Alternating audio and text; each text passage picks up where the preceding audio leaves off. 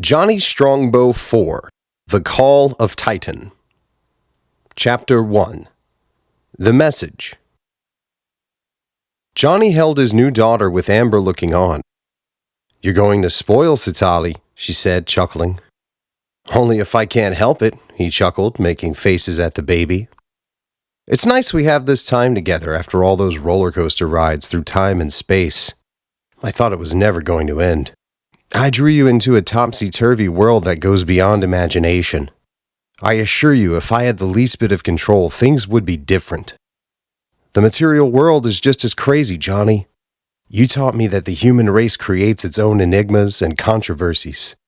The spiritual world makes a lot more sense. People do so much to hide their discrepancies that the truth is frightening to them. The spirits force us to realize that there's more than what's in front of us." Jonny kissed her. "You're the one." "I think Sitali will keep us occupied," she said. Jonny's communicator beeped. "Yes, Fred." "You're not going to believe this." Fred Newman's voice came through the speaker. Jonny's expression was blank, and he shifted his face toward Amber. She reflected the same expression. He handed the baby to her and continued the conversation. "Okay," Jonny said after a short pause. "Thanks for the warning. What's crackling in paradise?" "We received a strange message from the Titan research station. We can only make out some of it. The signal is broken and crackling." "I'll be right there." He turned to Amber. "Stay here with the baby. Knowing Fred, this is more than radio interference." She returned a nod with a worried look on her face.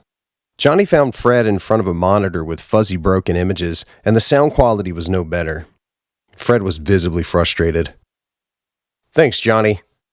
I've been viewing this recorded transmission from Titan since yesterday. We know this woman. She left for Titan the same week you and Amber left for Alpha Centaurus, and she's been there all this time." "Yes, I recognize her. This is Linnea Rice.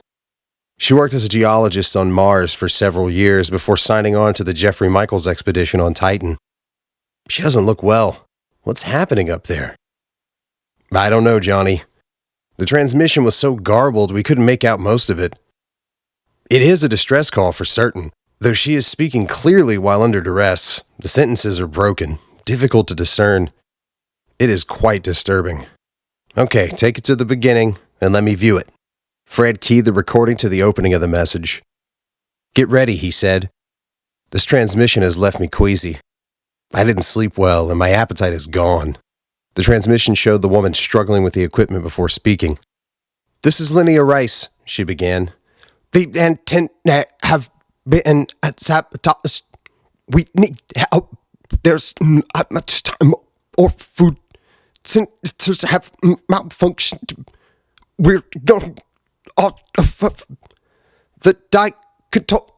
Jeffrey Michaels is keeping personnel prisoners. The recording played for another minute, with the transmission becoming more garbled. "I understand why you find this disconcerting," Jonny said. "It is disturbing. She mentioned Jeffrey Michaels. It sounded like he was keeping prisoners, but I couldn't make out enough of it to be sure. In the beginning, she talked about the transmission antennae being sabotaged," Fred pointed out. "This would explain the poor transmission." "I heard it," Jonny said. "It doesn't make sense. Why would anyone purposely damage communications, especially with food synthesizers malfunctioning?" "I contacted Earth Central," Fred continued. "They received the same transmission, and they are as baffled as we are. They are sending a ship from Earth to pick up rescue crews from Mars. You probably won't be surprised to know that they specifically requested that you come along with an assigned crew." "Yes, just when I was recovering from my last mission." Jonny explains to Amber that he is going to put a crew together and go to Titan to sort out the problem. "Earth Central knows that you have a talent for sorting out bizarre circumstances and bring them to a level plane," Amber said. "The most difficult thing for me is the realization that you'll be doing it without me. I hope you're back soon enough for Sitlali's sake." Jonny hugs her. "You will both be on my mind until I get back." Jonny is in his office explaining to Cindy and Renzo the details of the mission. It appears that, as with most of our assignments, we won't know what we're dealing with until we're halfway through it, Renzo said. It's even worse than all that, Jonny responded. I haven't even consulted the spirits yet. So far, we're only dealing with Earth Central. The bright side is, Cindy began, we'll get to see Saturn up close. I've had an itch to go since the research facility was built. That settles it, Renzo said. If Cindy is going, I'll need to go and keep an eye on her. She slapped his shoulder with the back of her hand. You know I only let you come along because I like your cooking. Okay, kids, run along and get ready for the trip. The Titanic will be here tomorrow. I want you to be ready. Jonny sat at his desk going over his notes for a few minutes. He looks up and is a little startled at the appearance of Martha Wax standing in front of his desk. You startled me, Martha, he said. I thought I was alone. How may I help you? No. How may I help you? I heard that you got a message from Titan, and the message was from Linnea Rice. It is vague, but everyone is certain it is a distress call. I can't give you more details than you already have. Are you interested in coming along? There is only the slightest chance of spelunking and/or rock climbing. My interests are personal. Linnea and I were classmates. We were close friends. We've had correspondence up until 2 weeks ago when her messages stopped completely. I thought it was due to her work. Now I'm not so sure. Reasonable, Jonny said. Get registered right away and get things ready. The Titanic's propulsion system will get it to Mars by tomorrow. The trip from Mars to Saturn will take 8 days. Take enough essentials with you to last a few weeks. Thank you, Jonny, she said. I knew I could count on you. Jonny continued scrolling through his files. It must have been half an hour when he heard a hush sound. He looks up to see Trina in front of his desk. Jonny stood up. Trina, he said in an elevated tone. I wasn't expecting to see you. Jonny, she said in a calm manner.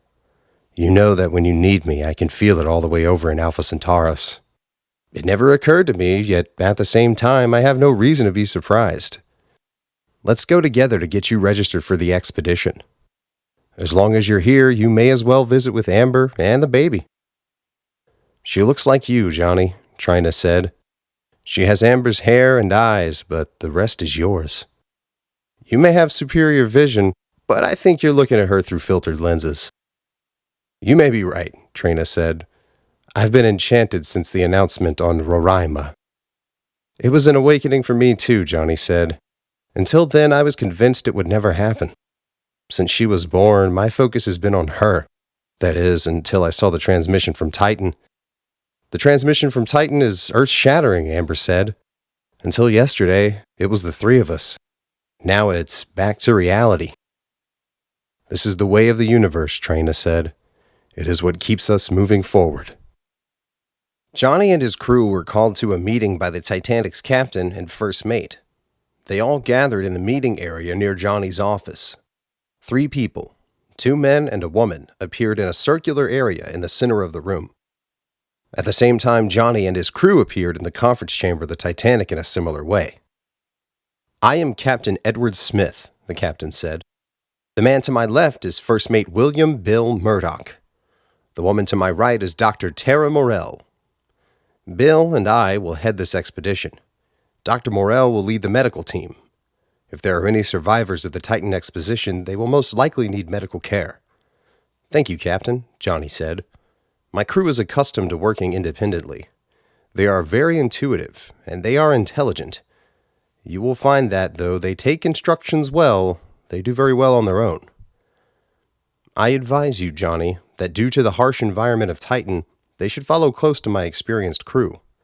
Titan is far different than Mars, and adapting may be difficult. We are aware of the extreme differences, Jonny said.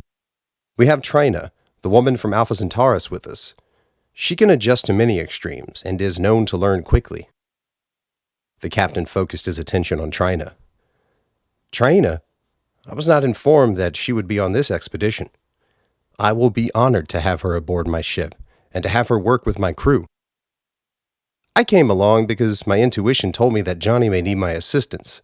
I look forward to assisting him and his crew. Very well, the captain said. My ship may seem unconventional compared to the technologies to which you are accustomed, but it is quite sophisticated. Its highest speed approaches the speed of light.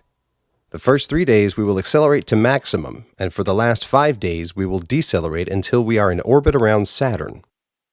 I will advise, the doctor said, the trip to Saturn space may be comfortable. There are energies emitted from Saturn that alter perception. Be aware of this while we are establishing orbit and landing. The effects are comparable to psychotropic drugs. Are you saying it isn't only gravitational anomalies of Titan, but energy waves from Saturn causing changes in perception? Yes, but not in waves, in pulses. The behaviors suggested by Linnea Rice may have been caused by these pulses of energy. They influence everyone differently, and in some cases not at all. This will give me opportunity to further observe human behavior, Traina said. I've been told that you catch on rather quickly to our idiosyncrasies, Tara said. I am looking forward to working with you as well. This will be an interesting assignment, Renzo said. It appears there will not be a dull moment. You will find that in the speeds we will be traveling, moments pass different than you're accustomed, the captain said.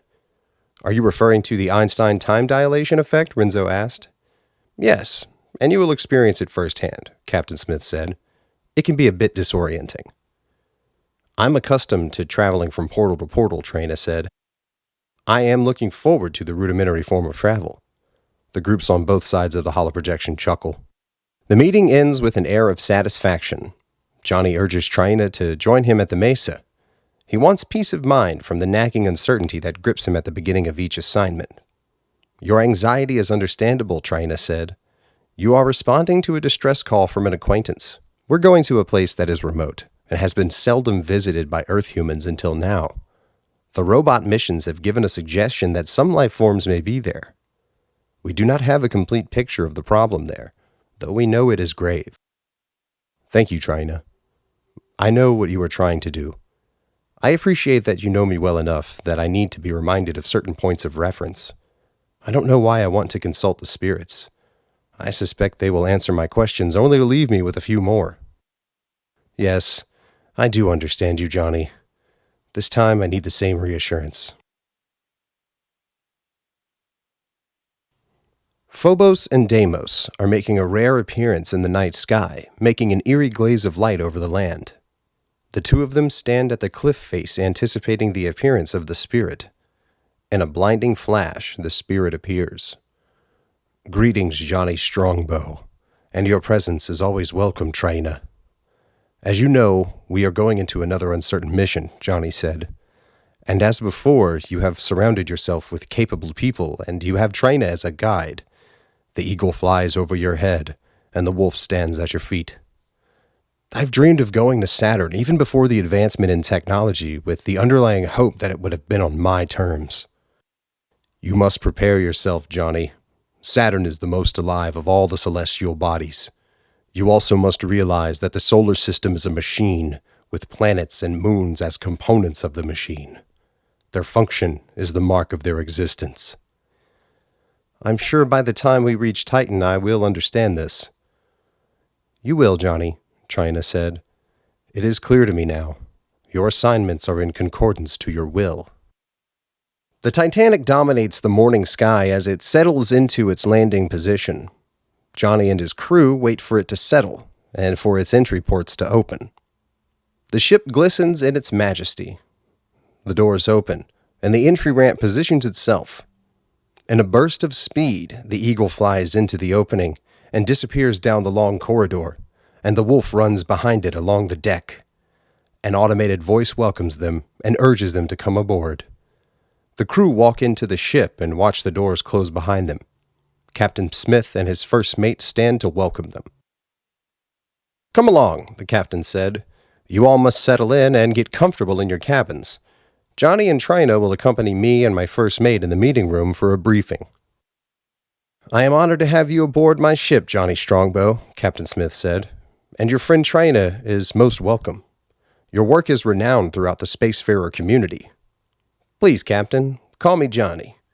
Regard me as you would any of your passengers. I am only an ordinary Lakota fresh off the reservation. Very well, then, you may call me Ed. I'm here to tell you that the Titanic was released from top security status only a few months ago. The ship is designed to travel in the Kuiper Belt. Captain Murdoch and I served there for 2 years before taking this assignment." William Murdoch smiled. "Since we are being informal, you may call me Bill. I am pleased to have you and the woman from Alpha Centaurus on board." "Okay, Bill," Trina said. "I prefer to be addressed as Trina. I am from Kalbo. I will not address you as the man from the Milky Way. I am a woman here to do a job." Bill smiled. "I assure you, Trina, your services are much appreciated." "It is time to get on with the briefing," Ed said. "We are here to perform a duty. While we were exploring the Kuiper Belt, we learned a great deal about the solar system, in specific Saturn. Saturn has been known for its energy emissions since the late 20th century. What we discovered is remarkable to say the least. As you know, the Kuiper Belt looks a lot like Saturn's rings, only much larger, and it encircles the entire solar system. Kuiper's band sends a lot of energy to Saturn. Saturn, in turn, relays the energy to the Sun and inner planets, including Earth. This energy has been known to affect human behavior." "Yes, this is common knowledge on Kalbo," Trina said. "This is inherent in most star systems across the galaxy. The energies you are referring to are radio waves broadcasting at variant frequencies. This is among the theories derived from our studies. Saturn acts very much like a radio transponder," Ed said. "Are you saying that this may have caused the events on Titan?" Jonny asked. "It may have been a contributing factor," Ed responded. "This is part of the theory." "It may have been a contributing," Trina agreed. "Yet in many cases, it's apparent that these traits are brought to the surface and are already an inherent part of the personality." "So you're saying that these energies affect personalities differently?" Bill inquired. "Yes, some more than others, and some not at all," Trina said. "All in all, those engaging in odd behavior are still accountable for their actions." "What she is saying," Jonny said, "is the actions still involve a choice. The energies only enhance the temptation, like a drug lowering inhibition." "We will take the energies in consideration," Trina said, "while we assess the situation." "So Ed, you say the ship will take 8 days to get to Titan?" "Yes, and I assure you this ship is capable of the journey. It could, in fact, get to the Kuiper Belt in the same amount of time. The braking factor is taken into consideration. The last part of the trip is deceleration. We wait to get to a certain point before starting this procedure. I trust that with your experience you can make it happen." After a few hours of deliberation, the crew gather in the dining area of the ship. The windows surrounding the chamber show a spectacular display of stars. "Leaving Mars was impressive," Cindy said. "First we were drifting in orbit, and Mars simply whirled out of view. It seemed to meander before fading into a tiny dot." "Yes, I saw it too," Martha said. "It was mesmerizing. I've never seen anything like it." "I got a nice insert for my holo productions," Renzo said. "It was very impressive." "I would think you'd be gathering imagery for a documentary of this mission," Cindy said. "I am only just forming ideas for such a production. My predictive capabilities aren't as sharp as yours, my dear Cindy." "I can see the wheels spinning in the sparkles of your eyes," Cindy said. "I have no doubt that you will put it all together." "Your last documentary was inspiring," Martha said. "Your ideas on time travel seem possible." Cindy's insight was invaluable on the formation of that project. "Thanks, but I'm still recovering from that assignment. I'm hoping this one won't consume as much of my energies." Chapter 2: The Titanic Voyage.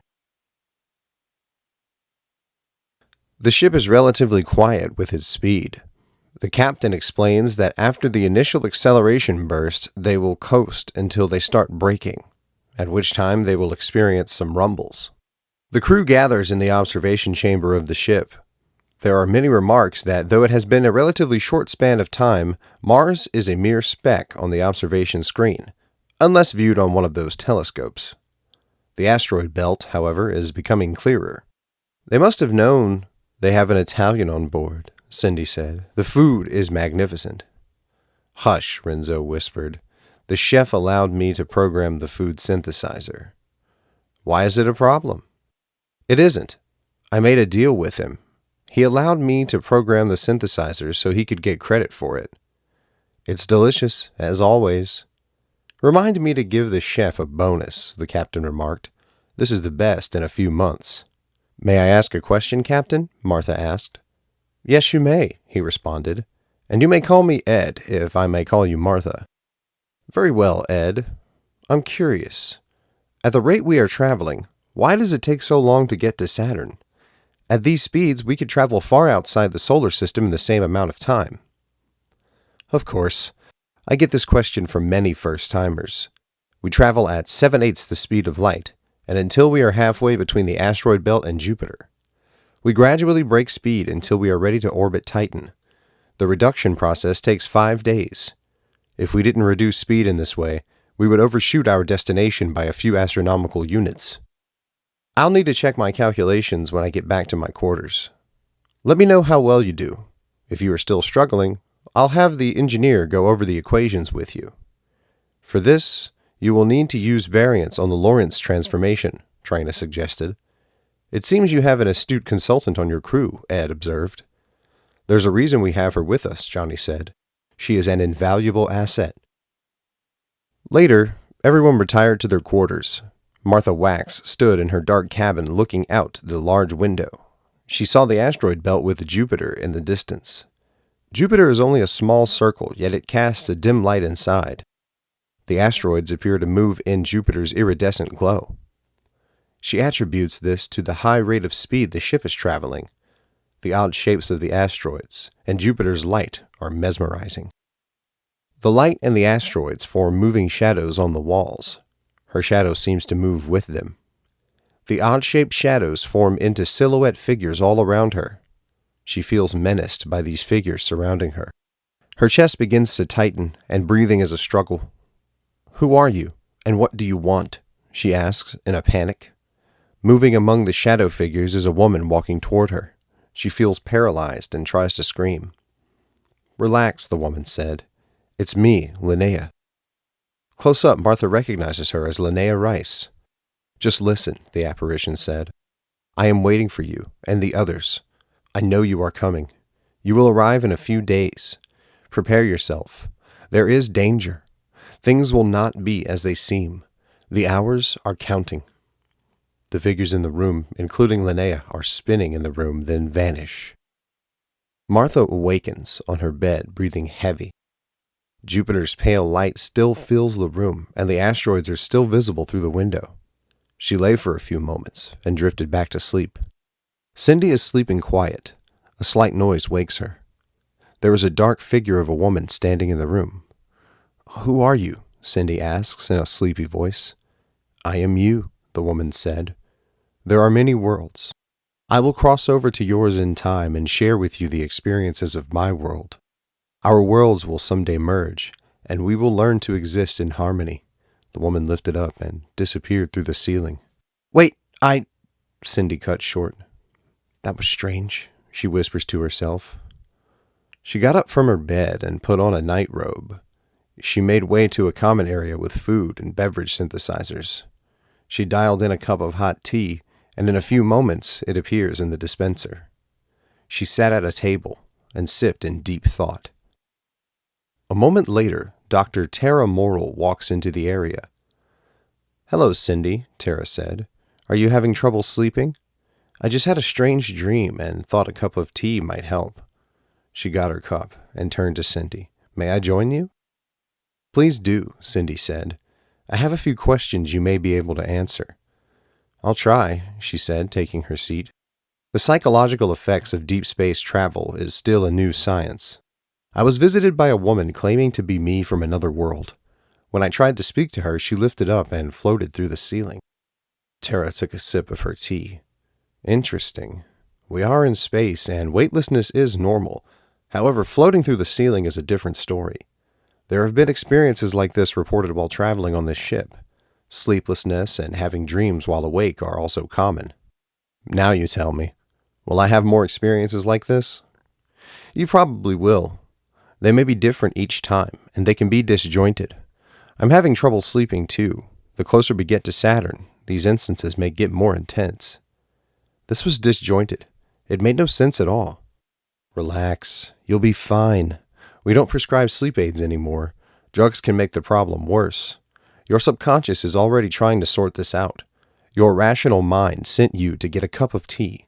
It is logical that you are seeking some kind of normality. Is my conscious mind in some sort of shock? The experience of deep space travel is new to me. Shock is a good way to describe it.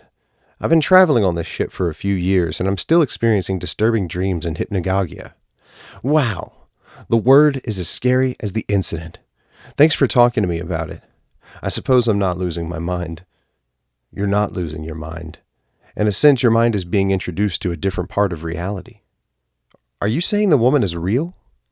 She's as real as your mind makes her. In theory, she may be your subconscious mind trying to introduce itself. Are you saying she's part of me I'm trying to suppress? Yes, it happens. It happens to all of us, and with most things, it's different with every individual.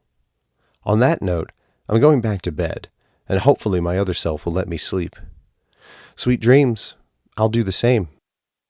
In another part of the ship, Renzo is lying not so quietly in his bed. He is breathing heavily, turning back and forth. He snaps awake to see the bright image of Jupiter through his chamber window. He had seen photos of Jupiter and videos of flybys, but this is different. Now it feels like a presence is watching him. The bright orange spot looks like an eye studying him.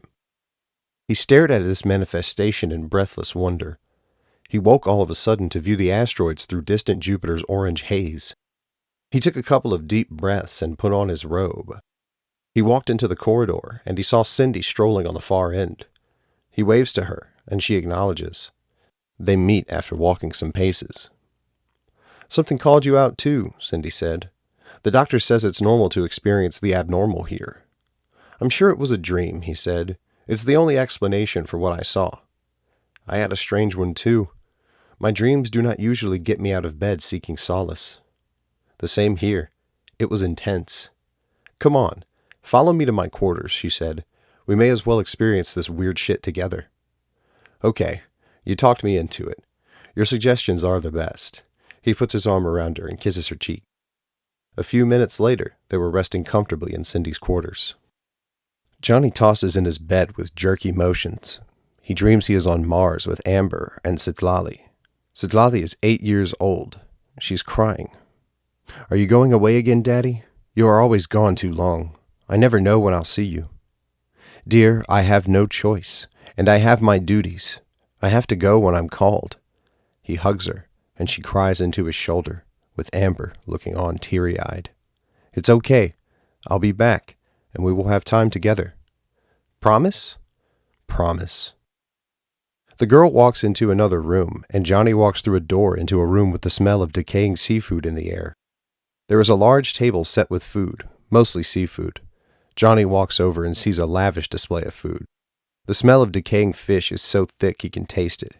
The food is covered in flies, centipedes, and other insects. Nausea moves through his stomach. Dark figures around the table grab handfuls of the food and stuff their mouths. Pieces of food fall from their faces as they munch on it. What can his dream mean, he thought aloud. Queasy waves swept through his stomach as he snapped awake. He rushes into the bathroom and kneels at the toilet. He sprays the contents of his stomach into the bowl. He goes to the sink to splash water on his face. Is this just a dream? He said to his reflection in the mirror. Is this Saturn haunting me, or is it something else? Now I'm talking to myself, he continued. He rinses his mouth with warm water, then dries his face. He misses Amber more than ever. Her comforting presence is vacant. He put on his robe. The common area is empty and quiet as he draws tea from the dispenser. The warm liquid soothes his throat and settles his stomach.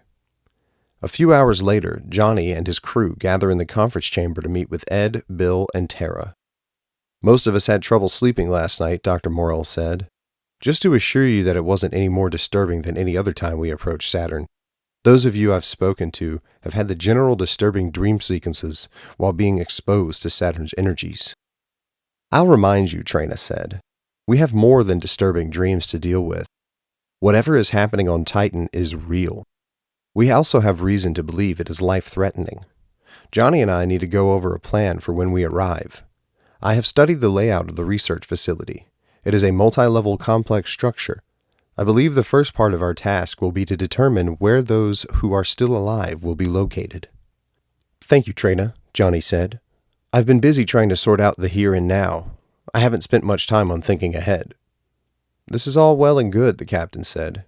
We have offices on board where the two of you can go over your plans. I am contemplating the braking sequence. We cleared the asteroid belt and should experience the rumbles of Inges soon. Jupiter is spectacular at this distance.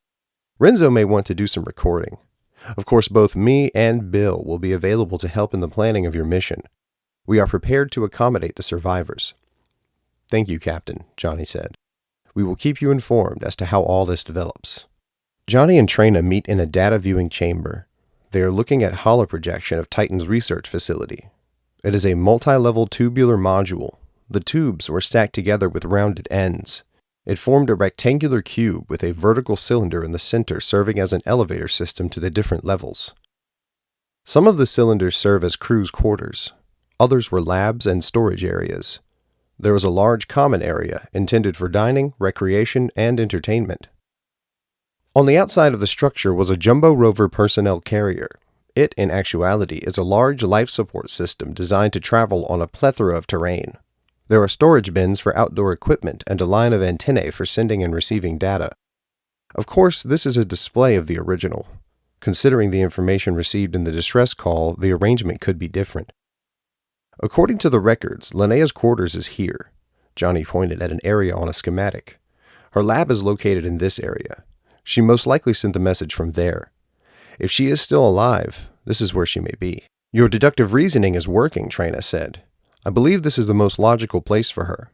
There was a break area near there equipped with food and beverage synthesizers, not to mention a radio transceiver. I understand that she'd want to be near a radio transceiver, but part of the message was the food synthesizers were malfunctioning. Yes, but considering this is not in the main part of the facility, the synthesizer may be working. They can also be adjusted for other tasks. I see, Jonny said. So we can hope she is managing. We can hope, Trina agreed. Yet until we arrive there is no way of knowing. I forget that even you have your limitations. Do not fret, dear Jonny. The investigation is just beginning. I will think of several possibilities before we get there. I can't wait to talk these over with you. I am thinking that in the time they have been there, some considerable amount of work was done. There could be discoveries they have not transmitted to Earth Central. This is true, and also very interesting. This is a distinct possibility. Now, look over here, Jonny, she said, pointing to another part of the structure. This is the control center of the facility. I understand. Do you have an idea? I have a theory. She pointed to another area of the structure. This is the main body of the crew's quarters. It is equipped to hold 300 crew members. Yes, go on. Before the incident, whatever it was, the facility was filled to capacity. With the food synthesizers working, this would have been no problem. The main dining area would be useless now. They would have to process their food in another part of the facility. The control center is the best logical choice. I don't like where you're going with this. It is not where I am going with it, Trina said calmly. It is deductive reasoning. I understand. The auxiliary food processors wouldn't support all of the crew. This is a reason Linnea separated herself from the rest of the crew. She could synthesize her food in her lab. I didn't perceive Linnea to be a selfish person. I can't even imagine her depriving anyone else. There is more going on. It is a matter of survival. Jeffrey Michaels was making drastic decisions. Yes, I'd say taking prisoners is drastic. Yes, and this is just what is on the surface. The entire situation may have been created by him. This is stretching things a bit. I don't know Michaels, but for an experienced commander to behave this way is unthinkable. Okay, Jonny, you need to listen to me. To research this properly, we need to deal with it the way it is, and not the way we believe it should be. Okay, Trina, you have my attention. Tell me what's on your mind. Jeffrey Michaels' actions are suspicious. It would appear to be the case, but you must be piecing things together. I am, and it is the natural way my mind works. Linnea's message revealed some important things.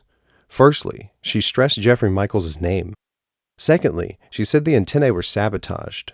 Looking at the arrangement, there were backup after backup antenna installed. An accident would only have damaged one or two of them. It sounds like part of a plan. It does, and since we know the antennae were sabotaged, this makes the food synthesizer malfunction suspicious, especially since they are reportedly state-of-the-art. I can see what you are saying, and I do not like it. Devious activity is not a likable thing.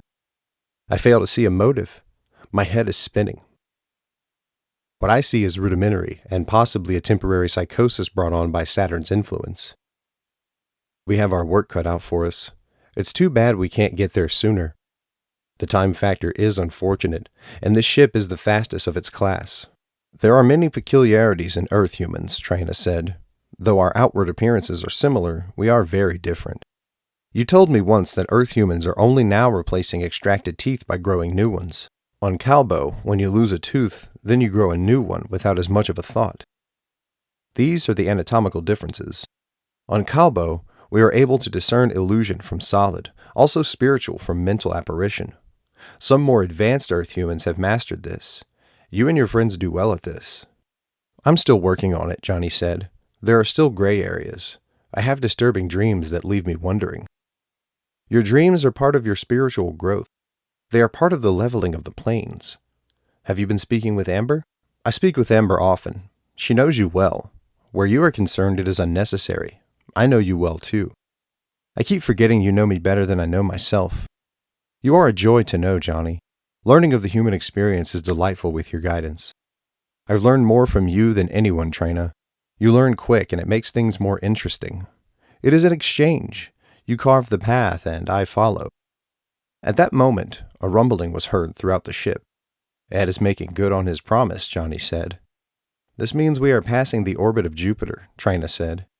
The view of Jupiter is passing outside the viewer. It is as spectacular as its name suggests.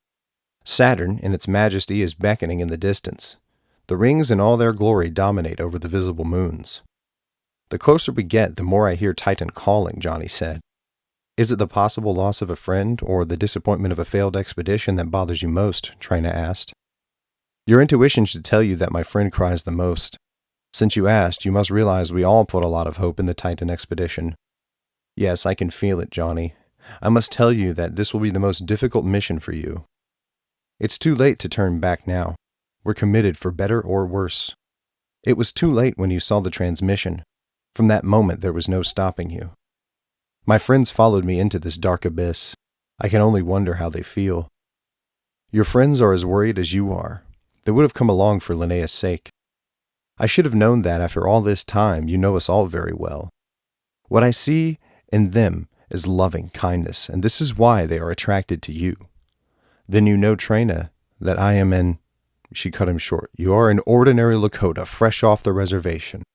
I see this very well, my dear Jonny, and our friends see it too. In another side of the ship, Cindy is helping Renzo record the movement past Jupiter with Saturn in the distance. This is extraordinary, Renzo said. I would never have believed I would see Jupiter in the same frame as Saturn. I expect that you are here to experience it with me. You know, my dear Renzo, when we follow Jonny, the extraordinary is the ordinary. Some of it I will try not to remember. It all goes with the territory. We should be ready for the unthinkable around every corner. Oh, look, Renzo said, changing the subject. There is Titan, just off the edge of the rings. I had a feeling it would be beautiful. It's breathtaking. It's like when I met Brahma. I was there. I didn't see him. At least this time we are experiencing something together. She put her arm around him. I am happy you were there with me. I am also happy we are experiencing this together. This reminds me, Renzo said. This is the first time I've traveled without Amber. It must be difficult for Jonny. I've thought about this too. It must be difficult, especially being away from the baby. Life goes on after we become parents. Jonny is an explorer. His daughter will grow up with him away, and to who knows where. Oh, that poor girl. She'll grow up missing her father. You grew up without your father. You say you very seldom saw him. My father was an asshole. I'm glad he stayed away. Jonny is loving and kind. Yes, I enjoy working with him. Some hours later, the ship is in orbit around Titan. Jonny, his crew, and the assemblage of Ed's crew were in the control room. Seeing Saturn like this makes my feet tingle, Martha said. It's disorienting the way it appears that Saturn is moving around us. I suggest everyone sit down while we land, Ed said. It can be distracting. They all found a seat. And do not forget to breathe. There was a light vibration as the Titanic entered Titan's atmosphere. The methane lakes and rivers did nothing to make it appear other than an alien landscape. Then they saw it, the research facility. It was standing proudly with its bright lights shimmering against the surreal landscape. On the close approach, they saw the rover, the damaged antennae, and the storage bins. I'm not surprised, but the dish antennae look like they were purposely broken, Jonny said. What are those things strewn about? Ed asked. It looks like they're piling up their garbage. The ship maneuvered and made a soft landing near the structure. Chapter 3. Titan. Listen up, the captain said. I'll be going out with Jonny and his crew. Dr. Morell will accompany us. I'm leaving Bill in charge of the ship. Bill will form a task party with as much as 12 crew members to help us in case we need assistance. Jonny, Trina, Cindy, Renzo, Martha, Ed, and the doctor stood in their life suits in the antechamber, ready to exit the ship. A dim blue light shone through the rectangular port windows. They stood quietly waiting for the clicks of the ship's doors to engage.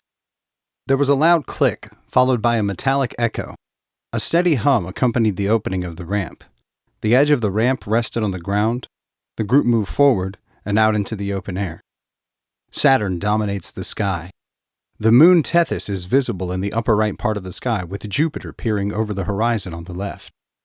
A small step for me, and a giant leap for whoever started all this, Martha said lightheartedly as she stepped onto the ground. There you go, Cindy chuckled, paraphrasing a NASA memo. Wasn't it Neil Armstrong who said it, stepping onto the moon? Martha asked. Ed chuckles. I think NASA finally admitted they coached him to prevent him from saying, "Oh shit," or some such. I would have said, "Oh shit, what have we gotten ourselves into?" Cindy said. Cindy is walking a little ahead of the rest of the crew and stops short at what looks like a heap of garbage. Oh God, Cindy shrieked. What the fuck have we gotten ourselves into? The group focuses their attention on where Cindy is standing. Cindy's complexion is chalky white. She is quiet now. The heap is a pile of human bones. It looks as though the bones were discarded in category. Skulls were placed with skulls, ribs were placed with ribs, etc. Renzo put his arms around Cindy to comfort her. Please, Dr. Morell said. Will the two of you go back to the ship until you recover from the shock? They walked together toward the ship, and the doctor continued her investigation of the site. What do you make of this, Doctor? Jonny asked, standing next to Trina, who was studying the pile of bones. Okay, Ed said. Martha, go back to the ship and stay there until we call for you. But wait, Martha responded. Please do as he asks, Jonny requested. We will call you if we need you. The captain, the doctor, Trina, and I can handle this. To answer your question, Jonny, Tara said, these bones weren't just placed here. They were prepared and eaten. What? Jonny responded. There can be no other explanation, Jonny, Trina said. The way they were cut leaves no reason to doubt. There are enough bones here for 1/4 of the crew. Yes, this is disturbing, Ed said. In all my spacefaring years, no other experience can equal this. In my years as a doctor, Tara said, I've experienced some heart-wrenching moments.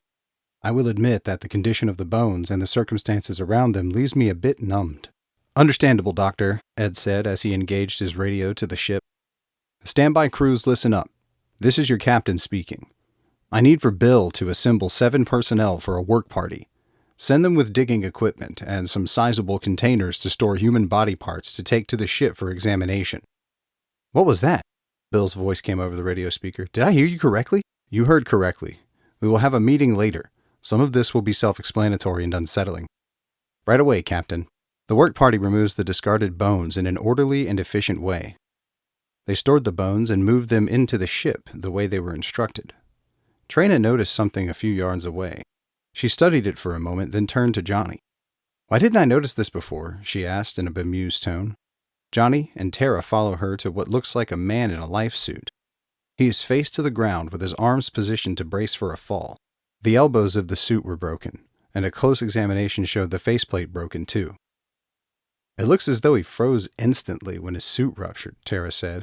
With the temperatures at variances of 93 Kelvin, he could have remained in his state indefinitely. Okay, Doctor, Jonny said. I need a translation of terminology. What she means, Trina began. This man could be revived if handled properly. You're a quick study, Tara remarked as she motioned to the workers to come over. 4 men responded to her summons. I want 2 of you to stay next to the body, she said. The other 2 will go to the infirmary to get a gurney and a thermal cover. Take all the precaution not to damage the body. I'm going to attempt to revive him in the infirmary. The men moved the body onto the gurney, revealing the name strip across his chest. It said Robert Stone. When you get him safely to the infirmary, Tara said, I want all the medical information you can get on Robert Stone that will fit into an info sheet. This is getting interesting, she said. I'm going to be busier than I have been for several months. Tara studied Robert Stone's body in a super cold room in the infirmary. She and her assistants are protected by thermal suits. She studied the data sheet. Robert Stone is 28 years old, she said. No notable medical problems and no known allergies. Type O positive blood, a prime candidate for reanimation. She turned to her assistants. Place him inside the thermal chamber. I will raise his molecular body temperature to 98.6 Fahrenheit. This process will take 8 hours. When the temperature reaches 0 degrees centigrade, call me. She exited the infirmary. Jonny spoke with Martha, Cindy, and Renzo in the conference chamber. Do not take Ed's decisions personal, Jonny said. He applies protocol. He doesn't know you the way I do. I've spoken to him, and we will go back out in 8 hours. He will assign members of his crew for backup, but he won't interfere. We will try to find a way into the facility. Our first priority is to find Linnea Rice. Secondly, we will try to locate Jeffrey Michaels' ragtag assemblage and try to make sense of it. From what I'm gathering, Martha said, Michaels is some kind of monster. Why don't we just find Linnea and leave the rest of them here? We do not know the whole story, Jonny said. He is entitled to a fair hearing. The people involved may not be willing subjects. Linnea said he was keeping hostages. I'm just a little shaken by what I saw, Martha said. So am I, Cindy agreed. This isn't the easiest assignment I've been on. I knew it would be difficult, but the reality is far worse. It will make you stronger in the end, Trina said. All this will prepare you for the times ahead. Okay, I'm ready to hear the plan, Renzo said. It will be interesting to see how it unfolds. Did you get some usable recordings so far? Jonny asked. The resulting documentary will be earth-moving. It is like nothing I have ever experienced. I just hope I am up for the task. I have no doubt in your abilities, Renzo, Jonny reassured. Now for the plan. We will begin at the end of the structure where the rover is parked. This would be a primary entry and exit point. It appears that the rover has not been used much, if at all, Cindy pointed out. This is judging from the track marks around it. Good observation, Cindy, Jonny said. We will take this into account. At some point, we will retrace its usage to see where they had taken it. All in all, it's a good place to start because it falls within the design. Sometime later, they gathered around the parked rover. Renzo was taking special care in recording the area. You may take some recordings inside the rover if you'd like, Renzo, Jonny suggested. I'm sure the layout is interesting. Renzo nudged Cindy and coaxed her aboard the rover. He thought the instrument panel was fascinating. He found the power switch. The panel lit up along with cabin and external lights. Jonny and the rest of the crew looked up at them. It's okay to explore inside the thing, Renzo, Jonny's voice came through the speakers. Don't go on any adventures without us. Jonny knows you pretty well, Cindy chuckled. I was afraid you might do just that. No, he smiled, just mildly curious. Jonny, Martha, and Trina went up the steps to the door of the structure. There was a graded platform large enough to support at least 12 people. Trina studied the lighted key panel to open the door. The door codes have been altered, she said. It will take time to decipher them. Hold on, Martha said. I saw someone move past the window on the other side. Step back from the door, Jonny said. This is going to be interesting. Dr. Tara Morell stood over her patient, taking note of his vital signs registering above his bed. She turned to her assistant. Mr. Stone is in a natural sleep state. We will wait until he wakes up on his own. Any questions Ed or Bill may have for him will need to wait. As it turns out, the nitrogen content in Titan's atmosphere is a contributing factor to Stone's survival. The low temperature keeps it on the verge of liquidation. The only water is in the form of ice. Oxygen is either liquid or frozen depending on the temperature. I'll watch over him in case he wakes up, the assistant said. The technical jargon is meaningless to me. If he asks for food or water, I can get it for him. Thank you. Call me immediately when this happens. She exited the infirmary. Jonny, Trina, and Martha stood on the platform waiting for the humming door to open. They are greeted by 3 men in life suits. I shouldn't be surprised that they sent Jonny Strongbow and the lady from Alpha Centaurus, the man in the middle said, cradling a weapon. Jeffrey Michaels sent us with a message. We are doing fine. Whatever business you have, we suggest you get on with it and be on your way. We received a distress call from geologist Linnea Rice, Jonny responded. We'd like to speak with her if we may. Also, I find it doubtful that you are doing fine when we found the bones of the last 75 people lying on the ground outside your facility. We had an unfortunate turn of events, the man said. We had some equipment malfunctions, and an accident damaged our broadcasting receiving antennae. I assure you, we have overcome the problems, and are in no need of assistance. Could I at least bother you for the whereabouts of Linnea Rice? She has requested assistance. She is in another part of the facility. You will need to enter another way. We won't allow you to enter here. Jonny steps forward. I'm afraid I must insist. So if you'll step aside. The man raised his weapon. Stop. If you come any closer, I'll shoot. The wolf charges, growling with fangs exposed. The man falls backwards, and the weapon falls to the grated platform. The eagle swoops and flies around the heads of the men off to the side. They fall against the wall. Jonny retrieves the weapon.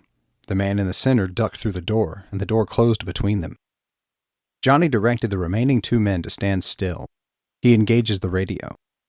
Captain Smith, this is Jonny Strongbow. Send 4 workers with weapons. I have 2 men to be incarcerated. Right away, Ed's voice comes through the speaker. Renzo and Cindy climb the steps to the platform. I was able to record most of your encounter from the observation port on the rover, Renzo said. The remote phone picked up your conversation. Well done, Renzo. If you got a good shot at the other man's face, we may be able to get an ID on him. Jonny turned to the arrested men. If the 2 of you give us your names, it will make it easier for us all. We will talk to you when we get aboard the ship, and not before, one of the men said. The 4 armed men climb up to the platform. Will the 4 of you be willing to be sworn in as deputies? Jonny asked. Yes, they all agreed.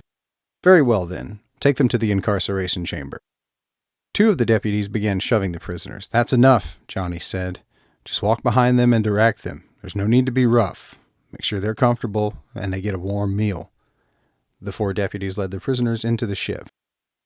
I got a recording of that too, Renzo said. Unnecessary roughness is still a factor of the 22nd century. We don't even know what to charge them with, Jonny said. If not for the bizarre nature of this investigation, we wouldn't even be able to hold them. Robert Stone is stirring in his sleep. He looks up at Tara. Where am I? He asks in a hoarse tone. You are aboard the spaceship Titanic. I am Dr. Tara Morell. I will be your doctor until I release you. I remember being chased by a mob of men. They were under the auspice of Jeffrey Michaels. Some of us were forming a rebellion against his odd behavior. That was a smart move from what I've gathered. You're lucky to be alive. Do you recall the time and date the incident occurred? Yes, it was October 4 by U.S. Standard Calendar. It is now February 17 by U.S. Standard Calendar. You were frozen on the surface of Titan for 4 solid months. He managed to let out a chuckle. I'm not a scientist, but even I can tell you that Titan is pretty damned cold. Colder than a witch's tit, as my grandpa used to say. What do you want to eat? I'm sure you're hungry. Hot soup sounds good. Coming right up. Jonny stood interrogating the prisoners in the incarceration unit. We have your IDs, including the man who went back into the facility, Jonny said. You are Daniel Parsons, your friend is George Parker, and the man who got away is Jason Green. DNA samples have revealed the identity of some of the bones. Their families are being notified. We haven't made charges because due to the complexity of the case, we are uncertain of what to charge you with. You can help us by telling us in your own words what is going on. Please, call me Dan. What's going on, to put it simply, Jeffrey Michaels is insane. There is a team of researchers frightened out of their minds. Tell us where to find Linnea Rice, Jonny said, as a schematic of the facility appeared between them. Dan stood up and walked along the projection. He pointed into the midsection of the facility on its uppermost level. We've determined she is here. This is in fact her designated workstation. She managed to escape 3 days after Michael's first psychotic episode. She changed the door codes on all the doors between us and her. So she has been there for 4 months at least? Has it been that long? Time has been a blur since the thing began. Michael's decided she wasn't a threat, even after she took off in the rover for several days. Interesting, Jonny said. Where do you suppose she went? Who knows? Wherever it was, she brought back specimens. It took her several hours to load whatever it was into the facility. This is all very interesting, but it doesn't tell me what Michaels is doing. Michaels is insane. Even he doesn't know what he's doing. When did his behavior go awry? How far into the expedition were you? Everything was going according to plan until April 1, 2178 U.S. Standard Calendar. This is when he destroyed the radio antennae. There were no ships from Earth from this point because supply ships had to be authorized by him personally. 2 weeks later, the food processors in the main galley stopped working. This must have put some uneasiness throughout most of the crew. I'd say it put 75% of us on the verge of panic, and this gave Michaels the edge he needed. He was able to convince the majority of us that he could build an empire right here and without the aid of Earth Central. I see a plan doomed to failure. Supplies would have run out in only a few months. They did. After a few months, we all began to see that, although it was desperate, Linnea's plan was solid logic. She had to separate herself from the rest of us. If only we could have seen it earlier on. It's too bad that her resources were even more limited. Her genius was no doubt put to the test. Her genius is impressive. She was able to partially repair the sending antennae long enough to send a message. And now that you brought it up, I'm more curious than what she was doing on the rover for several days. Thank you, Dan. There will be no further questions for the day. Just to let you know, we will be looking into what she was doing on the rover over those few days. Captain Smith ordered a work crew to repair the damaged antennae. Jonny and his crew commandeered the rover. Take the wheel, Renzo, Jonny said. We will find out where the tracks lead. The bright lights of the vehicle cut through the twilight nitrogen atmosphere, creating high visibility. Following the tracks is easy. The wheels etched a clear path in the soil, and the high clearance of the base makes travel optimal. I like this, Martha said. Is there a way to get one of these on Mars? On Earth, it wouldn't be practical. It would be essential to get me to locations on Mars. I'll look into that for you, Jonny said. They built one, and chances are they built others. It looks like water up ahead, Cindy said. Is that one of the lakes? They call that body of liquid methane Kraken Mare, Trina said. There is no water on Titan, only ice. The lakes and seas are filled with liquid methane. It is beautiful, Cindy said. It is reflective of the sky and landscape. It's mesmerizing. There are mountains to the east that look closer the more they proceed. The mountains seem to merge with the sea up ahead. The tracks veer towards the mountains as if to avoid the shore. The terrain is rockier than before. The travel is not as smooth. Renzo stopped the vehicle where the tracks stop. There are hills to the right and the shore to the left. I guess this is where we get out, Renzo said. It looks like this is where she turned around. This is where we get to use Martha's expertise, Jonny said. We will follow the boot prints that lead into the hills. Cindy stopped for a moment, looking at the waves moving over the surface of the lake. Renzo stands next to her, gazing in awe. Okay, kids, Jonny said. You may go to the shore to make recordings, but do not get too close. Liquid methane may not behave the same as water. When you get tired of recording, follow our tracks to the hill. Keep in communication. Jonny, Trina, and Martha walked toward the hill. There is a crack on the side of the hill forming an opening. The tracks lead inside the cave, Jonny said. Let's go in. The opening was large enough for them to go in one at a time. They shined lights on the walls of the cave. There were containers and some types of machinery lined along the wall. They were placed on a metal sheet. There is a crack going deeper into the hill, not wide enough for humans to enter. The walls are covered with a thick layer of water ice. Part of what Linnea was doing was chipping ice. Jonny studied one of the machines. It is a pump designed for siphoning liquid methane. She was, or is planning, to come back here, Jonny said. This is her water source and a storage area. She shined a light into the icy crack. There is something moving inside. There are insect-like creatures the size of a human fist. He cannot make out how many legs the creatures have. They are attracted to the light, and they scurry around it. He is startled as they gather around his feet. Martha and Trina back away as he moves away from the crack. It's okay, Jonny, Trina said. They are harmless. They are only showing curiosity. How can you be sure? Martha asked. Their movement is non-aggressive, and their eyes are studying, not menacing. They have 4 legs for travel and 2 forelimbs equipped with pincers. Curiously, Jonny picks one up. It does not seem to mind. He studied it. Its outer surface is an exoskeleton. It had no pigmentation. Its body is crab-like. He gently set it down on the floor. Jonny engages his radio. Renzo, Jonny began, are you ready to record something extraordinary? I'm on my way, Renzo's voice came through the speakers. Later, the group gathered around the rover. We will have to leave the rover here and teleport back to the ship, Jonny said. I don't mind, Cindy said. What's the reasoning? Sooner or later, Jeffrey Michaels will make an appearance. I want to leave as many disadvantages for him as I can. We can always teleport here to pick it up. Now, let's go find Linnea Rice. Chapter 4. Linnea's Story. Jonny and his crew stood on the graded platform of the uppermost level of the research facility. Trina, this is where Daniel Parsons and Linnea Rice was seen leaving and entering the facility. Jonny, Cindy, Martha, and Renzo stand to the side as Trina keys in the door code on the keypad. She keys in RITITANCE, and the door hummed open. How did you figure out the code so fast? Jonny asked. Geniuses think different than most, and this is where they have an advantage. The code needed to be something she could remember on the spot, and what others would have trouble deciphering. The first 2 letters of her name, Titan, and the last 2 letters of her name. It's logical. They walk into a lounge area with chairs and gaming spaces equipped to accommodate 8 people. There was a communication station with a screen and keyboard off to the side. Trina was attracted to the screen. This station is designed for interfacility communications, Trina said. We can contact anywhere inside the structure that has a station. We only want to speak with Linnea, Jonny said. We do not want to stir anything up. Relax, Jonny. It's a code like everything else. We are very near Linnea's personal workspace. It would have her personal codes. Trina keyed in Linnea Rice 4225 on the keyboard. The screen lit up and revealed a workspace equipped with common devices used by geologists. There is a beep and a flashing light as a call signal. At first there was nothing, then there's a moving shadow of someone coming into the view. It is a woman using the countertop to steady her movement. She is thin, undernourished, and obviously weak. Who is it? She asked weakly. It is the same as before. I will not cooperate.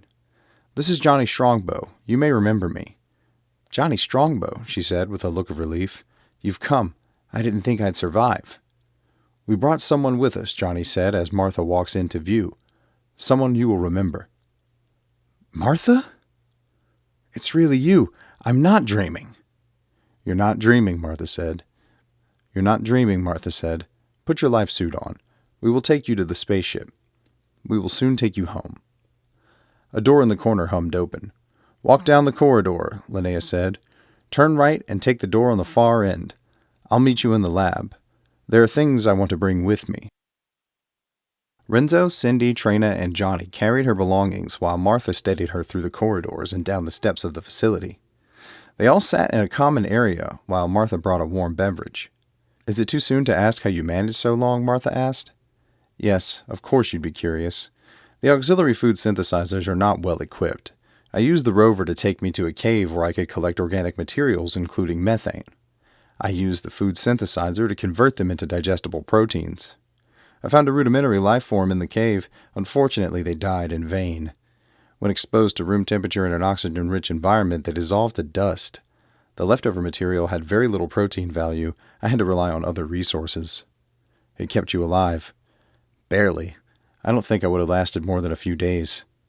Dr. Morell placed a plate of food in front of her. Eat, she said. We will talk in the infirmary when you're done. In the meantime, the rest of you should leave us alone so we can talk. Please, Linnea said. I want Martha to stay. Okay, Tara said, if you wish. Jonny and the others left the area. In the infirmary, Tara looks at Linnea's vital signs and vital organs. Heartbeat is irregular due to potassium deficiency. Not surprising.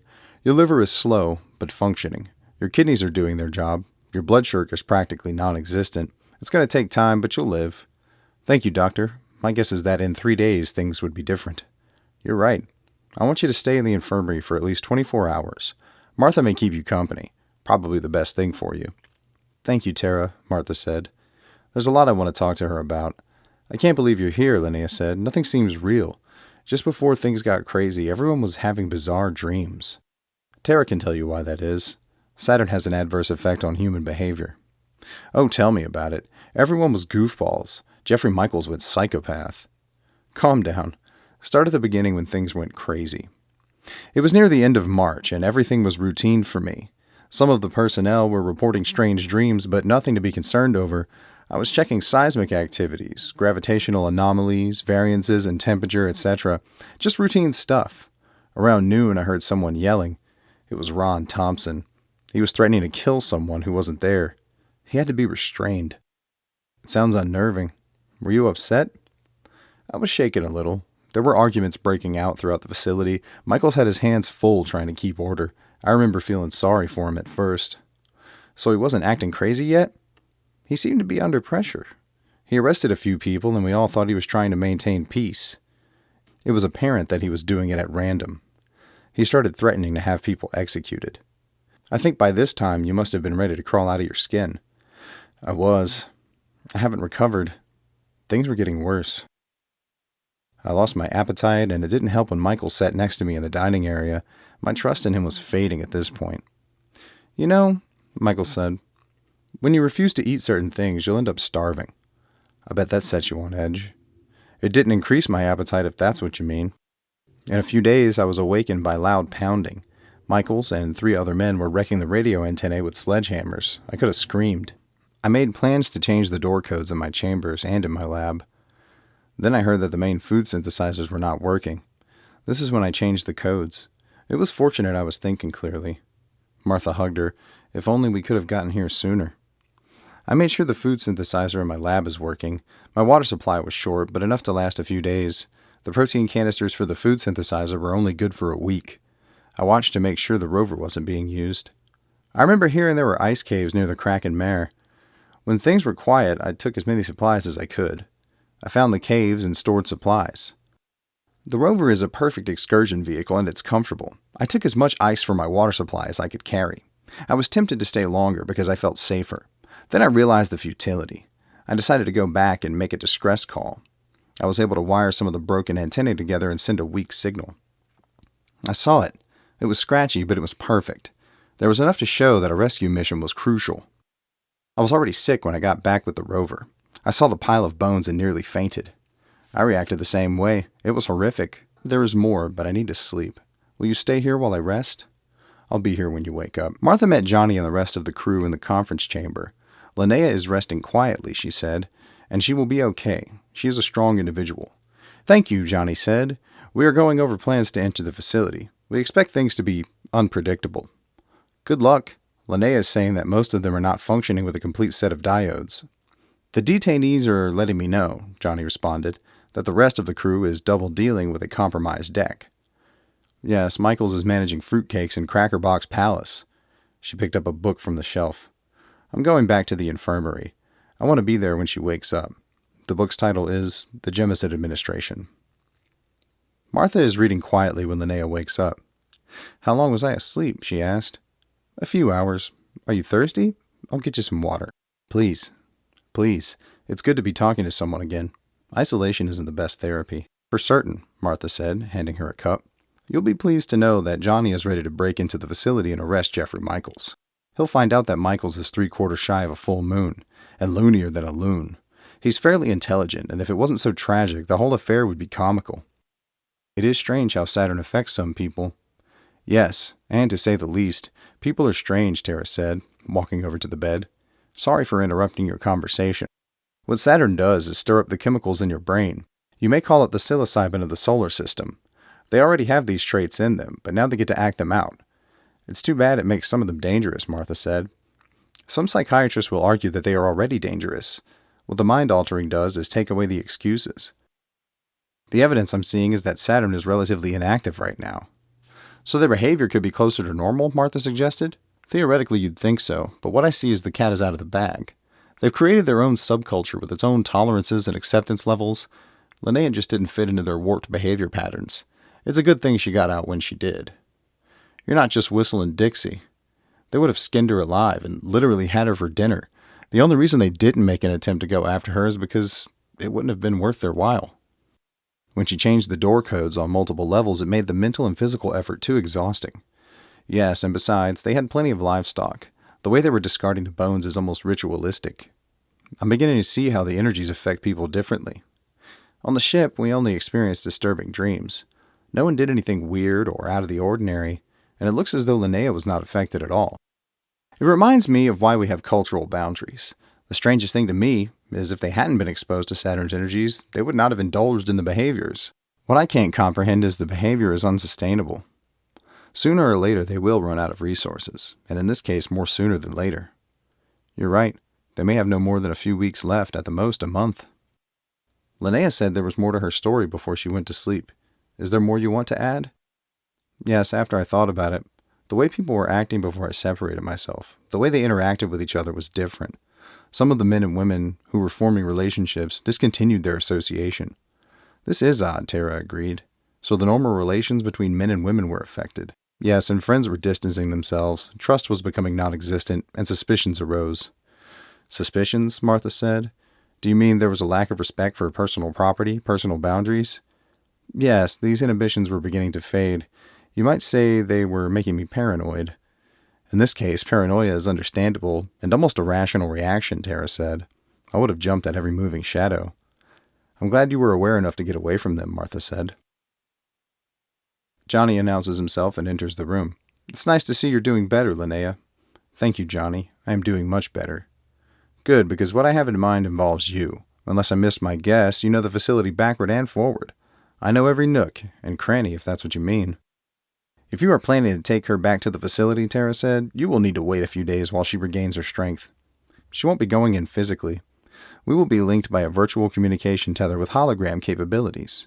Why not bring in one of the detainees? They know the facility as well as she does. Because I don't know where their interests lie. They'd be more of a hindrance than an advantage. I think she wants closure in all of this. You're right, Jonny. I want to see this resolved. I will help as much as I can. Very well. Renzo will fit you with all the necessary equipment. Jonny hands her an electro notepad. I need for you to give us the coordinates of where we need to begin.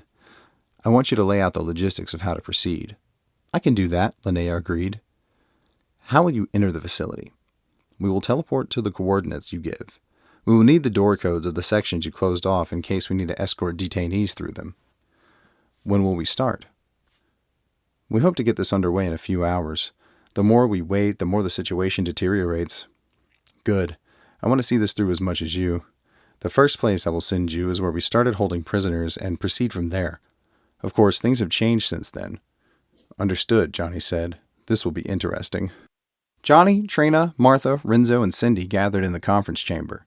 Things will be a bit cramped over there, Jonny said. Get ready. Also, we don't know what we'll find. They set the teleportation coordinates that Linnea gave them. They materialized in a common area with controlled low temperatures. There are human body parts hanging from the ceiling. It's a good thing we were wearing our life suits, Cindy said. You can't be in here, someone in the corner shouted. Stand where you are and don't move, Jonny responded. The man stepped forward, and the wolf growled, stopping the man in his tracks.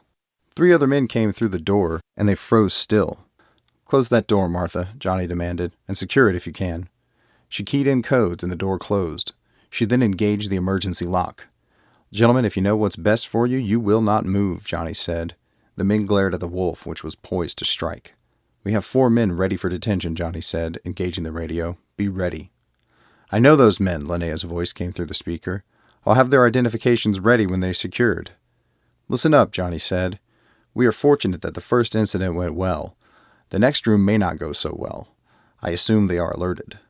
Whatever you plan to do, make it quick, Renzo said. I do not want to stand in this meat locker all day. Amen, was the unified response. Teleport deputies to these coordinates to collect evidence, Jonny said. Jonny pounded on the door. A voice came through the door speakers. We have you outnumbered. We will overpower the 5 of you if you come through the door. We can teleport as many as we need. We're shutting down the operation and will escort all of you to Earth to stand trial. It will make things easier if you surrender immediately. The deputies clear the body parts from the room. Jonny directs his crew to step away from the door. Okay, Jonny said. I'm coming through the door. I advise you to surrender if you know what's best. Martha dialed the door code. I hope you know what you're doing, she said. The door opens and the wolf springs through. 12 men huddle in the corner as the wolf threatens and the eagle circles above. Deputies hold them at gunpoint while Martha secures the doors. I will never doubt you again, Martha said. It's quite all right, Jonny said. It was a gamble that paid off. I was losing my patience, and I went against my own procedure. There couldn't be 40 more people remaining, including Michaels, Trina said. We will have to plan when we return tomorrow. They gathered in the conference chamber for a meeting which included Ed, Bill, and Tara. They weren't exaggerating when they said you work fast, Jonny, Ed said. I couldn't explain most of what I saw. The men were crazed, and they backed down for no apparent reason. Even your best friends say strange things happen when you're around. Of course, in this case, it's a damn good thing.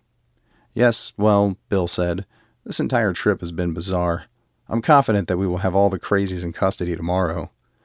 Let's prepare as though things could take a turn for the worse, Jonny said. I took a risk today, and thankfully it worked out. Things may not be as favorable tomorrow. I'm appreciative that things are going well, Tara said. Though I'm going to put in for a vacation when we return to Earth.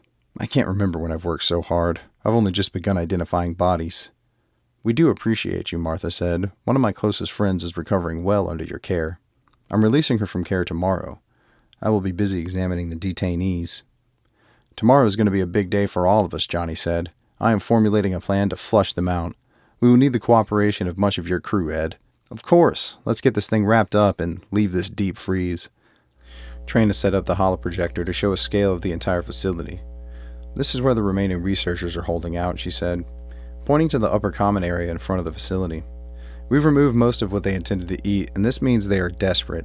We will lock access to all other parts of the facility. They will have no choice but to exit through the front. We will also shut off the oxygen except for where they are. We will enter through a common area leading to their holdout. You make it sound simple, Cindy said. I just hope it goes smooth. There should be no problem, Jonny said. We have to keep reminding ourselves that these aren't ordinary people. They may not respond the way we think they should. You mean they're not rational? Martha said. They've proven this fact beyond a shadow of a doubt. Deputies blocked all exits to the facility except the front where Jonny hoped to force them out. There were deputies standing on either side of the steps on the ground. Jonny and his crew materialized in the common area next to where the remaining researchers were holding up. Open the door, Jonny said. We will go in slowly. The door opened. To their surprise, there was no activity, and it was quiet. Jonny looked at the crew wide-eyed. Follow me slowly, he said. They walked into the room to see 30 or so men and women huddled together with a look of fright in their eyes. It looks like this is where it ends, said a man seated in a chair on the other side of the room. You are Jeffrey Michaels, Jonny said. You look like your photograph. What will you do with us? We will have your crew put on their life suits, and we will lead them over to the ship to detain them. Each will be evaluated, and a decision will be made based on their condition. You will be held separately on another part of the ship. What are you charging me with? We are considering multiple charges. The first two charges are the most serious. Murder, and we need to determine on how many counts, and cannibalism. We are considering multiple charges. The first two charges are the most serious. Murder, and we need to determine how many counts, and cannibalism. The other charges have to be sorted out, most of which won't be enforceable. The men and women were escorted out and taken aboard the ship with Michaels close behind.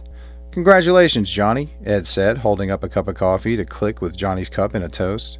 If I wasn't there, I wouldn't have believed it. Now tell me, what did you use to make those nut jobs recoil in horror? As I keep telling my good friend Fred Newman, there are more things in heaven and earth, Horatio, than are dreamt of in your philosophy. I'll accept Shakespeare's explanation. Okay, what now?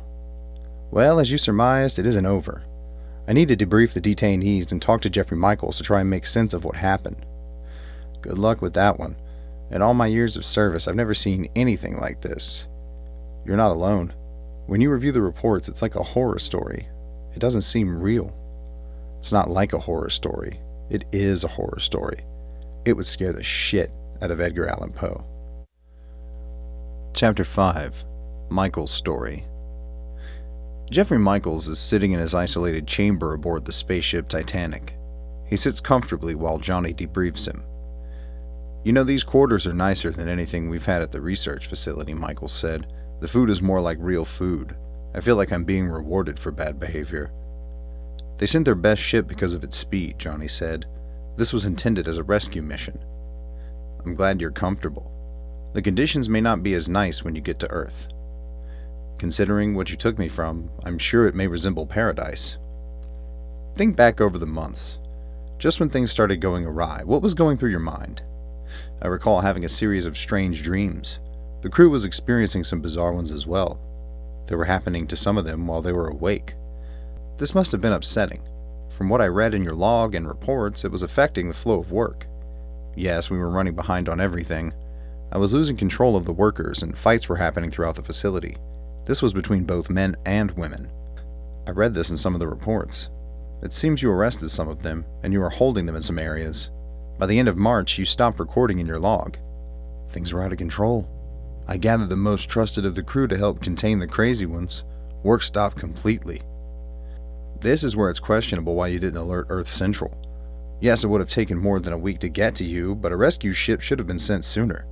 You sabotaged the antennae so no one could radio for help. We checked the food processors, and there were components missing that couldn't have been accidental. This is evidence of sabotage. Is it possible to explain this? A sardonic smile stretched across Michael's face. I can try, but I doubt you will understand. Try. In late February last year, I was visited by 3 light beings. They told me I would lose complete control of my crew if I didn't do as I was told. Light beings? Can you describe them? What did they look like? They were tall. I am 6 foot 3 inches, and they were a foot taller. They spoke in a baritone. They had dark shoulder-length hair and had full beards. They had dark eyes. They sound menacing. What did they tell you that was so compelling? I felt threatened at first, then I relaxed. They said they were from another star system, and they were left on Titan. They were left without physical form. They explained they would help me build a world without the help or need of Earth Central. First of all, Jonny said, you have limited resources. You couldn't have sustained more than a month without supplies from Earth. Michaels looked angry. We maintained for 4 months. We would have gone longer without interference. There were small groups resisting. This impeded our progress. We killed 3 of them. Robert Stone ran out and froze to death. It was too much of an effort to retrieve him. His voice was shaky. We searched through the facility and found the vital supplies remaining. There was not enough water for the remainder of the crew. Your choice of a food supply was dwindling. There were not even enough supplies to maintain those held for food. Did it occur to you that your efforts were pointless? The light beings promised they would replenish our supplies. We believed we could hold out until this happened. These light beings, can you produce them? Will they speak to me? They haven't spoken to me in over 14 days, Michael shrieked. They abandoned us. Relax, Jeffrey. I have more questions for you later. Right now, I suggest you rest.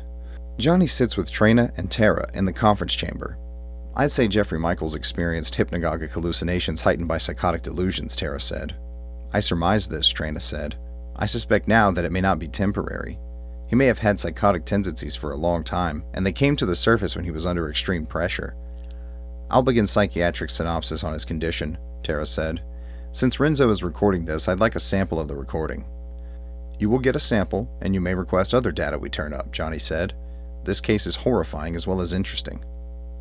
Later, Jonny brought Robert Stone to speak to Jeffrey Michaels. Michaels' face looked frightened as they escorted Robert Stone into the chamber. This can't be, Michaels said, shaking. Bob, we were certain you froze to death. I've thought about this since the doctor revived me, Bob said. The super cold nature of Titan preserved me rather than kill me. Dr. Morell explained to me that with the coldness of Titan and its nitrogen atmosphere, I could have remained frozen for 200 years and still have been revived. Still, it's ironic we are speaking again.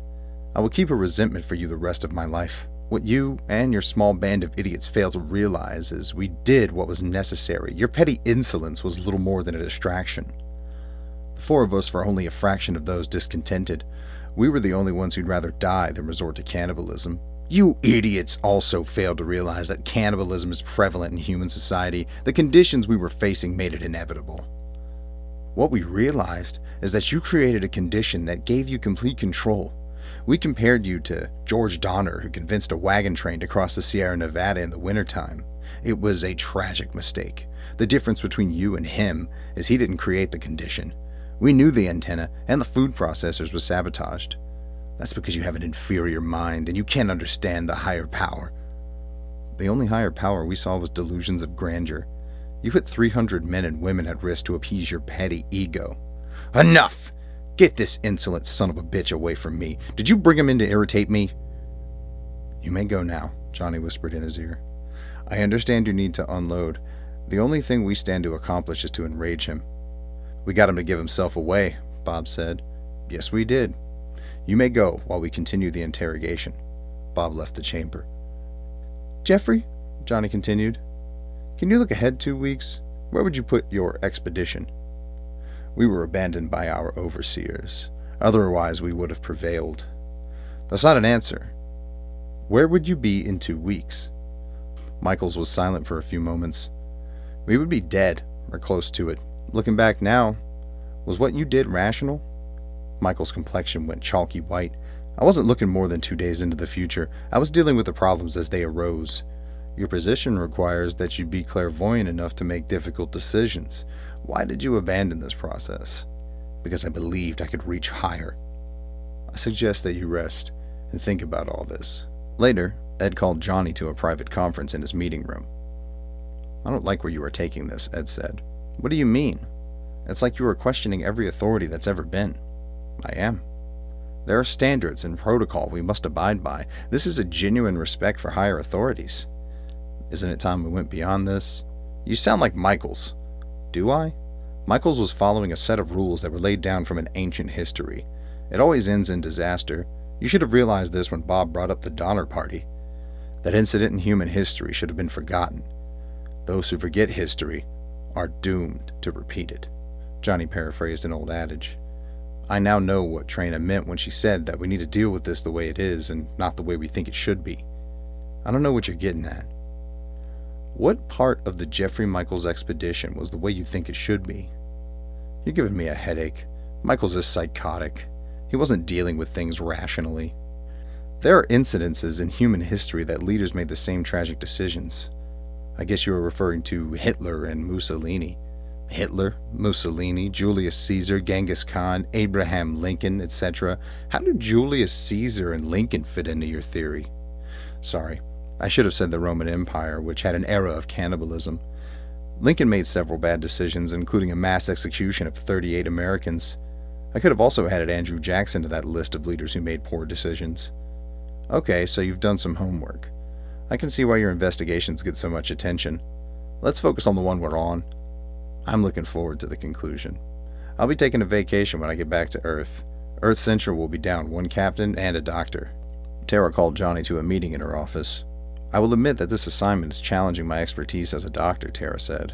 This is the first time in my career I've been compelled to ask the advice of a guest passenger. Trina is not an ordinary passenger, Jonny said. She's not ordinary in any sense of the word. I'm just happy she is on our side. I need to correct you on that point. She isn't on our side. She is a profound realist with an unmeasurable IQ. I'll accept that. She looks so young. Cindy tells me she is older than she appears, but won't let on how old. Well, by our standards of measuring age, even Trina admits she can't calculate it exactly because of the difference in a year on Calbo. The closest she can determine is she is 23 or older. You're talking to a doctor, and I say there is no way she is that old. I've been to Calbo. I've met 300-year-olds who do not look middle-aged. They are evolved beyond us. Do you think she'd speak with me about it? If you get the chance, I suggest you do. Daniel Parsons sat in the interrogation chamber, ready to speak with Jeffrey Michaels. Jesus, if it isn't the flippant turncoat Dan Parsons, Michaels said in a salty tone. Good to see you too, Jeff. This is the first time in a while I've not had paralysis of my bowels out of fear. If I'd have known you were such a pussy, I wouldn't have had you in my crew. I regret that I wasn't one of the first of your detainees arrested for assault. Yes, add a little salt, and you would have been a tasty treat. I regret that there were a few of my friends on the menu. As I recall, you were happy to be eating. Dan's face turned a sickly pale. He cleared his throat. My memory sees it as a horrible nightmare that I'm thankful I woke up from. None of us realized that you sabotaged the food processors. Also, the Saturn effect had us in its spell. I can't remember how much was real and what was a hallucination. I'm fascinated by how fragile the human mind is. It was so easy to manipulate the lot of you. I recall these words. There is time forgotten when wisdom reigned supreme. I was leader of a proud people when a cloud passed over my time and I was gone. They mummified my remains. Word was sent to our states and provinces. The fruits of my work spread through the millennia. You hear it in songs and stories of the young. The heart races as wisdom of the ages flows. The mind will awaken with new challenge, and the stars will draw near. Earth will fade into distance like sand drawn by the sea. My spirit will be reborn, and my name will live again. Those of knowledge will echo it through time, till time is no more. The moon is tilting in a strange way. Night is turning to day. The sun is dying of age. The stars are watching, waiting for us to come around. The ancient ones, the time has come again. Choose now, they croon, beneath the moon. Indians scattered on dawn's highway, bleeding. Ghosts crowd the young child's fragile eggshell mind. At twilight, dismal spirits parade on. Death's crowded highway, revenant eyes witness innocent life spirited away in a cold, dark alley. Heavy shards of broken dreams lie in heaps on the ground. This is how I felt watching all of you allowing me to make fools of you. At least you're not blaming it on Saturn, Jonny said. Oh, the contrary, Michael said. I took advantage of the situation. In the old days, they'd have called it moonstruck. They were struck by Saturn. I felt like Dionysus entertained by the submissive. I'm sure your prurient interests were kindled, Jonny said. At this point, you still didn't realize that it was futile as well as suicidal. The light beings would have returned.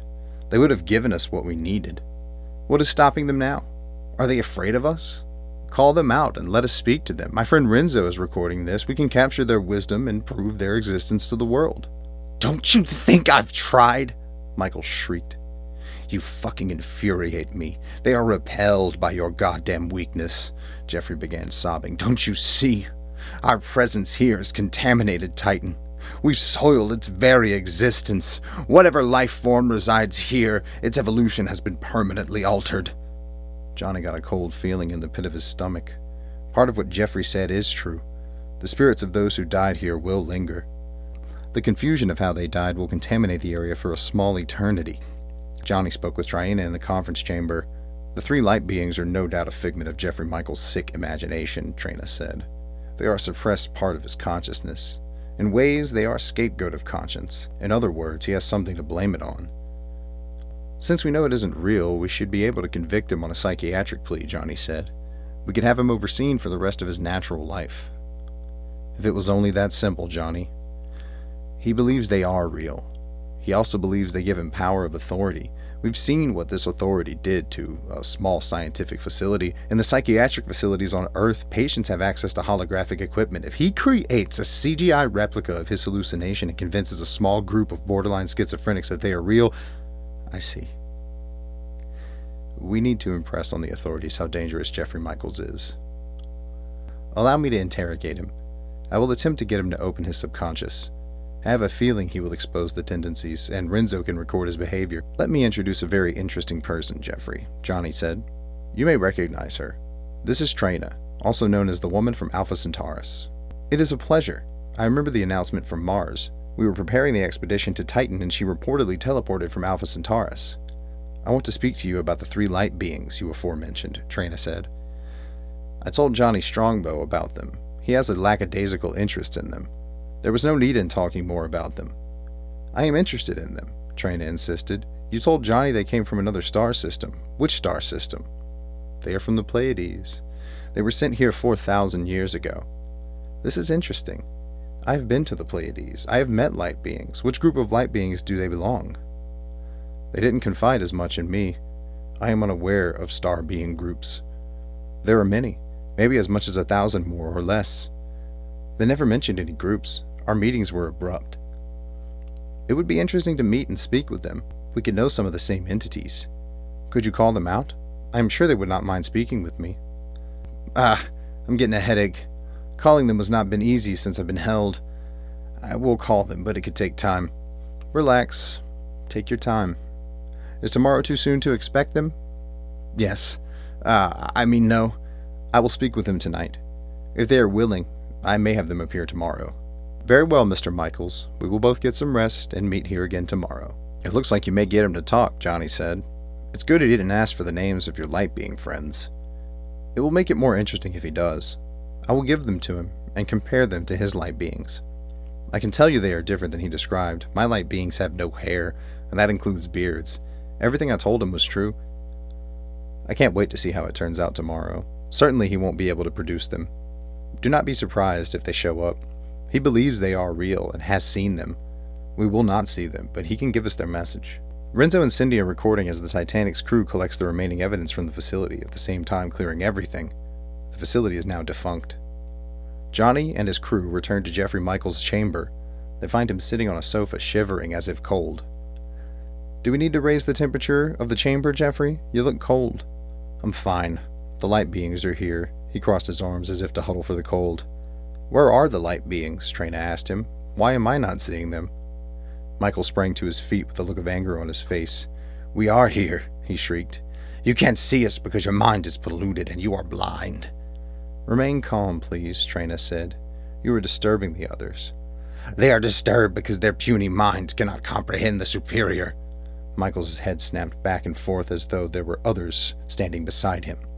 I want to understand, she said. Explain to me in a way I can understand. All you need to understand is that we are superior.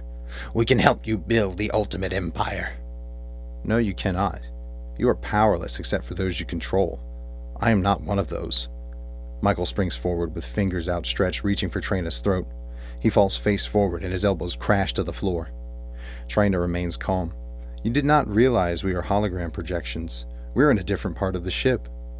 Michael sobs. You cannot deceive us. We are superior. We are superior. We have no further questions for you, Mr. Michaels. You may relax. There will be a special psychological cell prepared for him on Earth, Jonny said. His only visitors will be his demons.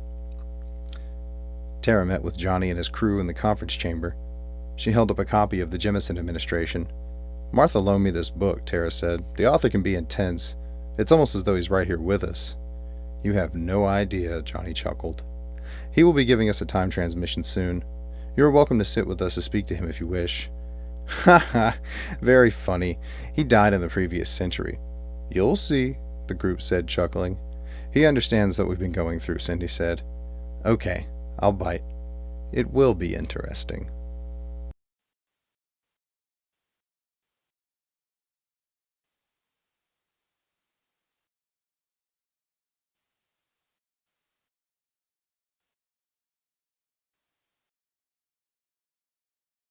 Chapter 6. The Beat Goes On.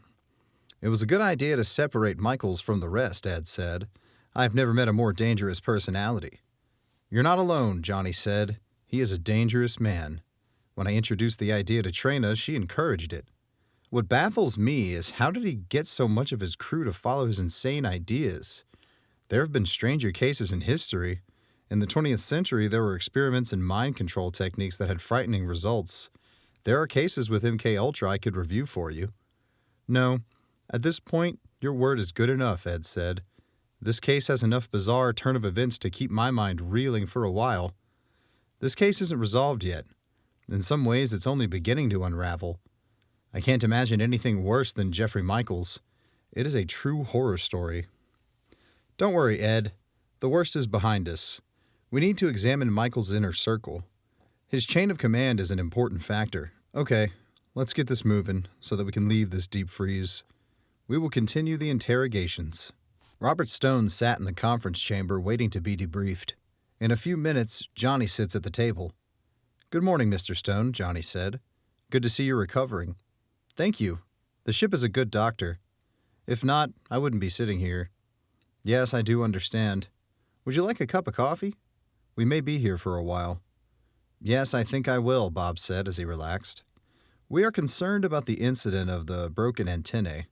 Linnea Rice positively identifies Jeffrey Michaels as one of the vandals, but she cannot identify the other 3 men.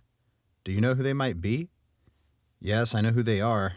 You've spoken to them. They have been cooperative, at least so far they have. Interesting.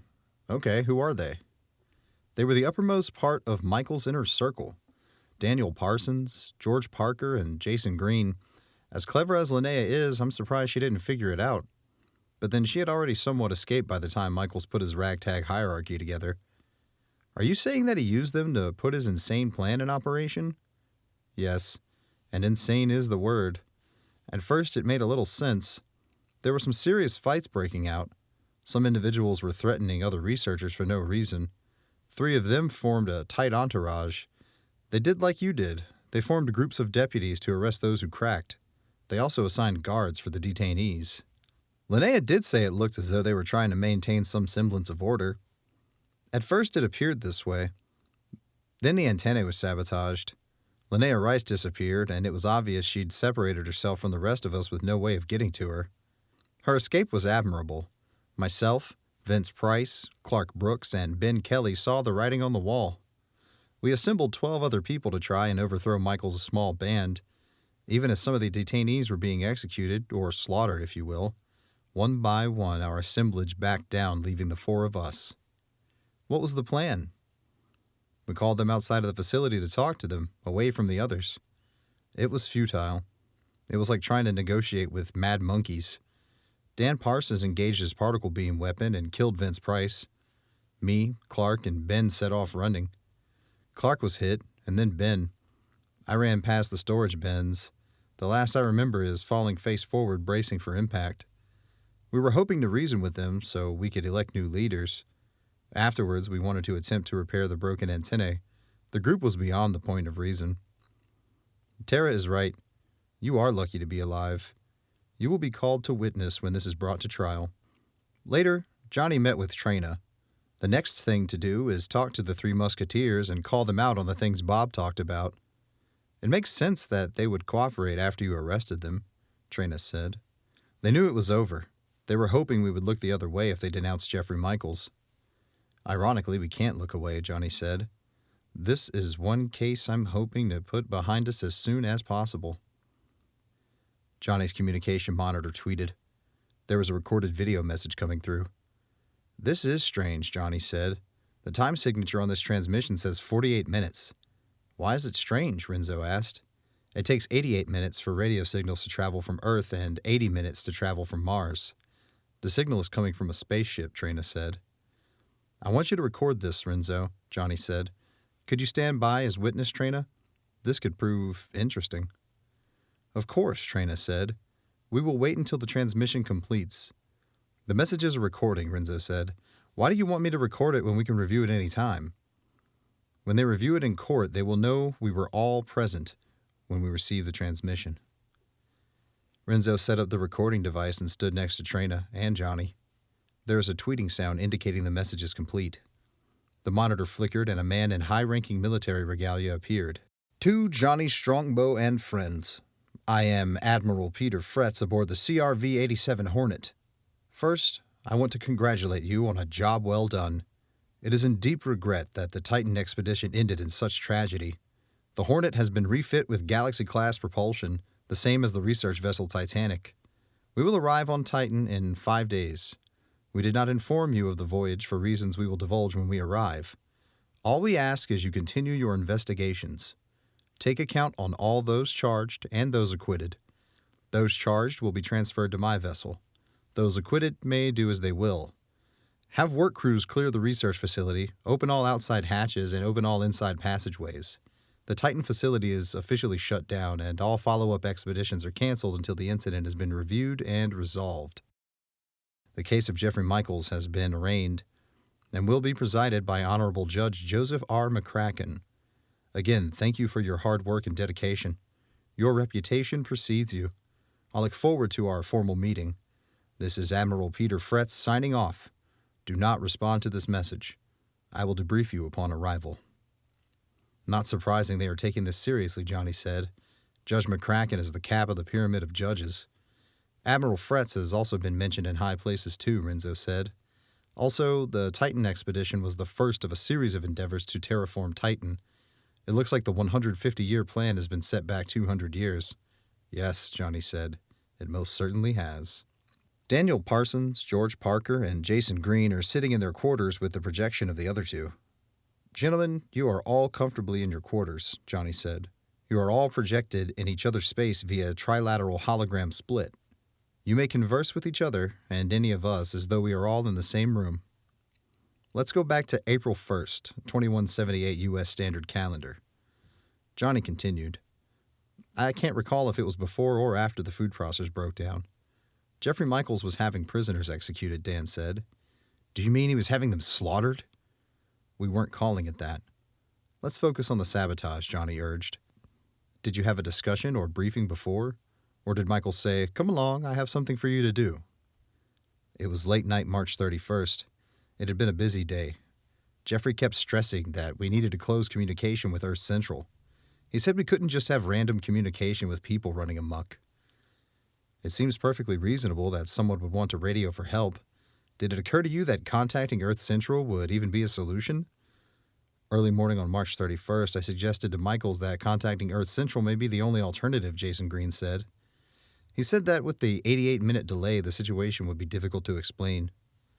Dan looked at Jason dubiously while he was speaking. George Parker looked away, and Jonny was quiet in short contemplation. Did Michaels ever threaten you or pressure you in any way? George Parker clears his throat before speaking. He was subtle. He began saying, if you know what's good for you, you'll do as I ask. Did it occur to any of you that you were destroying the only means of getting outside help? Dan began to speak when Jason cut him off. He was offering us high positions when we returned to Earth. We weren't thinking about consequences at the time. At least I wasn't. You were always nosing up to him, Dan said in a salty tone. I was on to your smug routine. You were even hoping to step into his position. And you weren't, Jason snapped back. It was obvious how you always volunteered to be the first to do a task. George sits quietly, knowing he could only add to the argument. Gentlemen, calm down, Jonny said. I have many more questions to ask.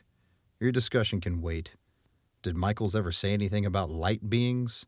Some extrastellar entities he was in contact with? The three men look at each other, wondering who should respond first. Okay, Dan, let's hear from you first. He mentioned them. He said that they would help us build a colony independent from Earth Central. They promised to make us leaders of an empire. Do you have anything to add to what Dan is saying? Yes. It was obvious that he was delusional. There was no evidence that the beings existed. What was going through your minds? It appears that even through your own statements that you knew the situation was unsustainable. We were frightened out of our minds, or at least I was, Jason said. I have to agree with Jason, Dan said. We were gut-wrenching scared. I was still having dreams, George said. I was also seeing things. Dr. Morell explained to me that it was due to hypnagogia. I wasn't sleeping well. How long did any of you expect the situation to go on? I knew it was only a matter of time, George said. I estimated 2 weeks at the most, and we would have been falling on our faces. That's a good estimation, the others agreed. Let's move forward to October 4th, when you killed 4 men. Robert Stone, Vincent Price, Clark Brooks, and Ben Kelly. May I correct you, Dan said. Robert Stone is still alive. As of October 4th, he was presumed dead. You believed you actually caused his death. Since he is revived, we can charge 3 counts and 1 attempted murder. What was the reasoning behind the murders? They were interfering with our duties, Dan said. Any operation would have taken those measures. This was an order from Jeffrey Michaels? Dan and Jason were quiet. Michaels was not informed, George said. We took the actions upon ourselves. Dan Parsons made the initial decision. Is there anything you want to add to this, Dan? What could Earth Central do to me? These were extraordinary circumstances. You have a point, Jonny said. Everything is being taken into consideration. Much of what happened is not clear to the law. Also, Judge McCracken will need to make some decisions based on the extreme nature of things. Captain Smith sits relaxed at a large conference table in the conference chamber with his hands folded together. His eyes follow Jonny as he takes his seat at the table. Jonny relaxes. I owe you an apology, Jonny. I was wrong comparing you to Michaels. You are a man of integrity, and you are likable. Michaels is neither of those. Apology accepted. Before you go any further, I'll tell you, as I told you before, I am an ordinary Lakota fresh off the reservation. Noted and accepted. I need to say, as a law enforcement investigator, you are not ordinary, nor are you typical. Okay, What kind of investigator would you say I am? Good question. I do not know. Ed worked the controls of the holoprojector.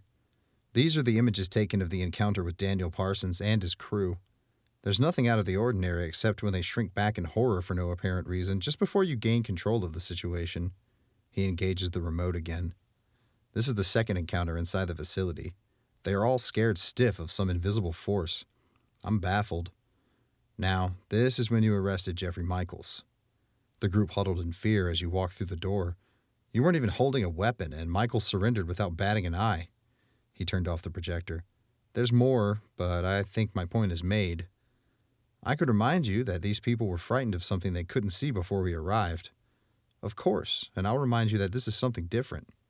I've already given the Shakespeare explanation. Let's just say I do not understand it myself. I go in with the intention of leveling the plane, and it happens. I've spoken with my friends on Earth. They say strange things happen in your favor when you're working. Yes, I don't understand it any more than you. Very well then, Ed said. If I'm on a case with you again, I'll be expecting it. I encourage you. Tara walks in and takes a seat at the conference table. I'm sorry I'm late, she said. I'm still doing DNA matching for identification. I'm almost done. Thank you, Doctor. Your work is much appreciated, Captain Smith responded. I've been doing research on the author you and your crew are following, Johnny. It's uncanny. There are coincidences that are remarkable about what he knew of our time period. It's not a coincidence, Johnny said. You will understand more after tonight's time transmission. By time transmission, do you mean it's a recorded message? No. It will be a broadcast from the 21st century. You will be able to interact with the sender, and there will be no noticeable time delays. This is another thing about you that can't be explained, Ed said. I assure you, after tonight, you will understand some of it, Johnny said. You'll have trouble explaining it to anyone else, though. In my research, I found a poem written by this author. It has nothing to do with this conversation we are having, but it does show he had a unique way of thinking. Day after 2024. Death and silence, it screams. Promise falls to schemes. Solace is only in dreams. Lennon said they make you feel small and give you no time in spite of it all. Just the rise before the fall. Martyrs strewn upon the ground. In your head a rolling drum sound. Your heart embraces the love you found. Psychotic paranoid delusion searches for a solution in the debris of madness and confusion. Wonder who keeps the score on the spiral steps of civil war. The mind cannot take any more. The ballot displays barking maniac. You brace for the attack. Mama, watch your back. In silence death screams. Nothing is the way it seems. The podium scatters your dreams. Unique indeed. Unique indeed, Ed said. It doesn't answer any of my questions, but it comes from a different perspective. He does have a different point of view, Johnny said. After tonight's conference, some of your questions will be answered. I've sent Renzo and Cindy to pick up the rover, Johnny said. They will be back soon. Martha and Linnea are working some tasks, and will be here too. In the meantime, I suggest we have tea and relax. Tell me, Ed said, what is it with the author? What is his claim to fame? I don't know if you could call him famous. He was born in the 1950s, and he had a troubled childhood. The counterculture movements of the 1960s had a strong influence on him. The poem Tara read reflects this very well, Ed said. Yes, it does. Thankfully, he never joined any groups. He had a lack of trust for anyone in authority. This includes the counter-authority. That explains some of it. Tara is saying he has a connection with us. Was he some kind of clairvoyant who could see into the future? It seems so, Tara said. He even mentions Jonny Strongbow and the Jemison administration. It was brief, but poignant. It appears at a time of crisis in the story. This is interesting. I'd like to read it. It belongs to Martha. I'm going to return it after tonight's discussion. Getting back to my point of the question, what does all of this have to do with us? It has everything to do with us. It has to do with why you were the captain of the Titanic. It has everything to do with why we were called to Titan. What? You lost me. There's no way he could have known any of this. You will understand after tonight's transmission. He will attempt to explain it. Whether or not we will understand remains to be seen. What do you mean? He can be elusive. He can also be vague to the point where you have more questions than the ones you brought with you. I'm more curious than I was before I came to this meeting. My curiosity is burning, Tara said. I can't wait for it to begin. Trina walks in and sits next to Jonny. Did I miss anything? Nothing important. We're discussing the author. Ha ha, she chuckled. There will be some intense moments in tonight's discussion, I assure you. He can be candid when he wants to be. Martha and Linnea walk into the chamber. Renzo and Cindy have parked the Rover, Martha said. They wanted to freshen up before joining us. Grab a cup of tea and join us, Jonny said. We are discussing the author. This should prove interesting, Martha said. The Jemison administration is sort of a preview of what we are experiencing. That's what I see, Tara said. It's uncanny. It's like he's watching over us. I got chills reading it, Martha said. It's like he sees our every move. I wouldn't go that far, Renzo said while he and Cindy walked in. It is interesting how he knows everything. He can be crafty, Cindy said. He's like one of those phony psychic mediums. He has clever observations. Don't be disappointed if he doesn't give away the rest of the story. He's got a thing for spoiler alerts, Jonny said. He doesn't want to give away the rest of it. He wants it to be a surprise. He doesn't even get cryptic, Trina said. He's afraid I'll tell you all and give it away. Would you? Martha asked. Probably. Chapter 7. That's the way it is. Jonny and his crew with Ed and Tara sat at the conference table waiting for the time transmission to begin. They were sitting talking amongst themselves when a cat jumped onto the table. Cabot, Tara said in surprise. I thought I left you in my quarters. The cat walked along the tabletop, stopping to accept a pet from Tara. It lingered for a moment, then walked along to accept a pet from Martha. Did you say his name is Cabot? Martha said, chuckling. He's such a good cat. Yes, his name is Cabot, but he enjoys being referred to as Grand Champion, Prince of Belvedere. Cabot continues on to accept a pet from Linnea. How delightful, Linnea said. Does he like living on a spaceship? He doesn't seem to mind. I think he misses sleeping on my windowsill on a sunny day. He makes his way to Cindy and Renzo. They take turns petting him. He walks to Jonny and Trina. They pet him. He got a glimpse of the sleeping wolf. He yowls, jumps off the table, and trots out of the chamber. That was odd, Tara said. He only acts that way when he sees a dog. Maybe he saw something similar, Jonny said. Do cats experience hypnagogia? A shared chuckle goes around the chamber. Jonny's communication monitor tweets indicating an incoming signal. The screen flickers and an elder man appears. Good evening, everyone. I apologize for the delay. It is difficult focusing a signal at such great distances. I had to calculate Saturn's position in your time period. Yes, Jonny said. I remember trying to send a signal from Alpha Centaurus. You were working on Deliver Us from Israel, I believe. Yes, I remember. We're having another phony election soon. We are still having phony elections in the 22nd century. It'll never end. Let me introduce you to some new people. Oh, I know them. I recently wrote them in, but I know them very well. Okay, I'll introduce you to them. Tara, meet Gary Nicholson. We commonly refer to him as the author. Hello, Tara said, smiling, holding up the Jemison administration.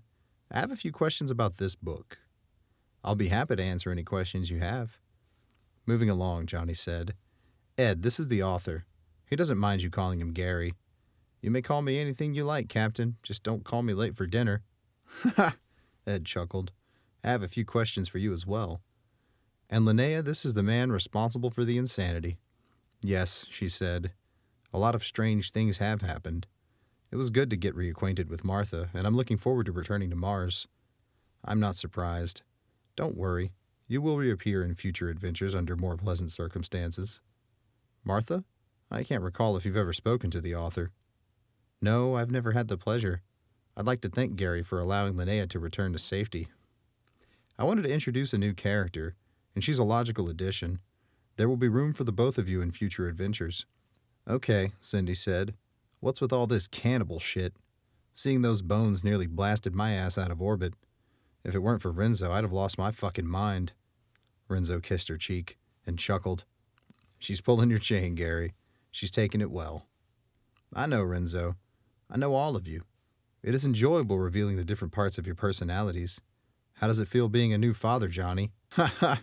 You should know. I like the way you gave her the name Citlali.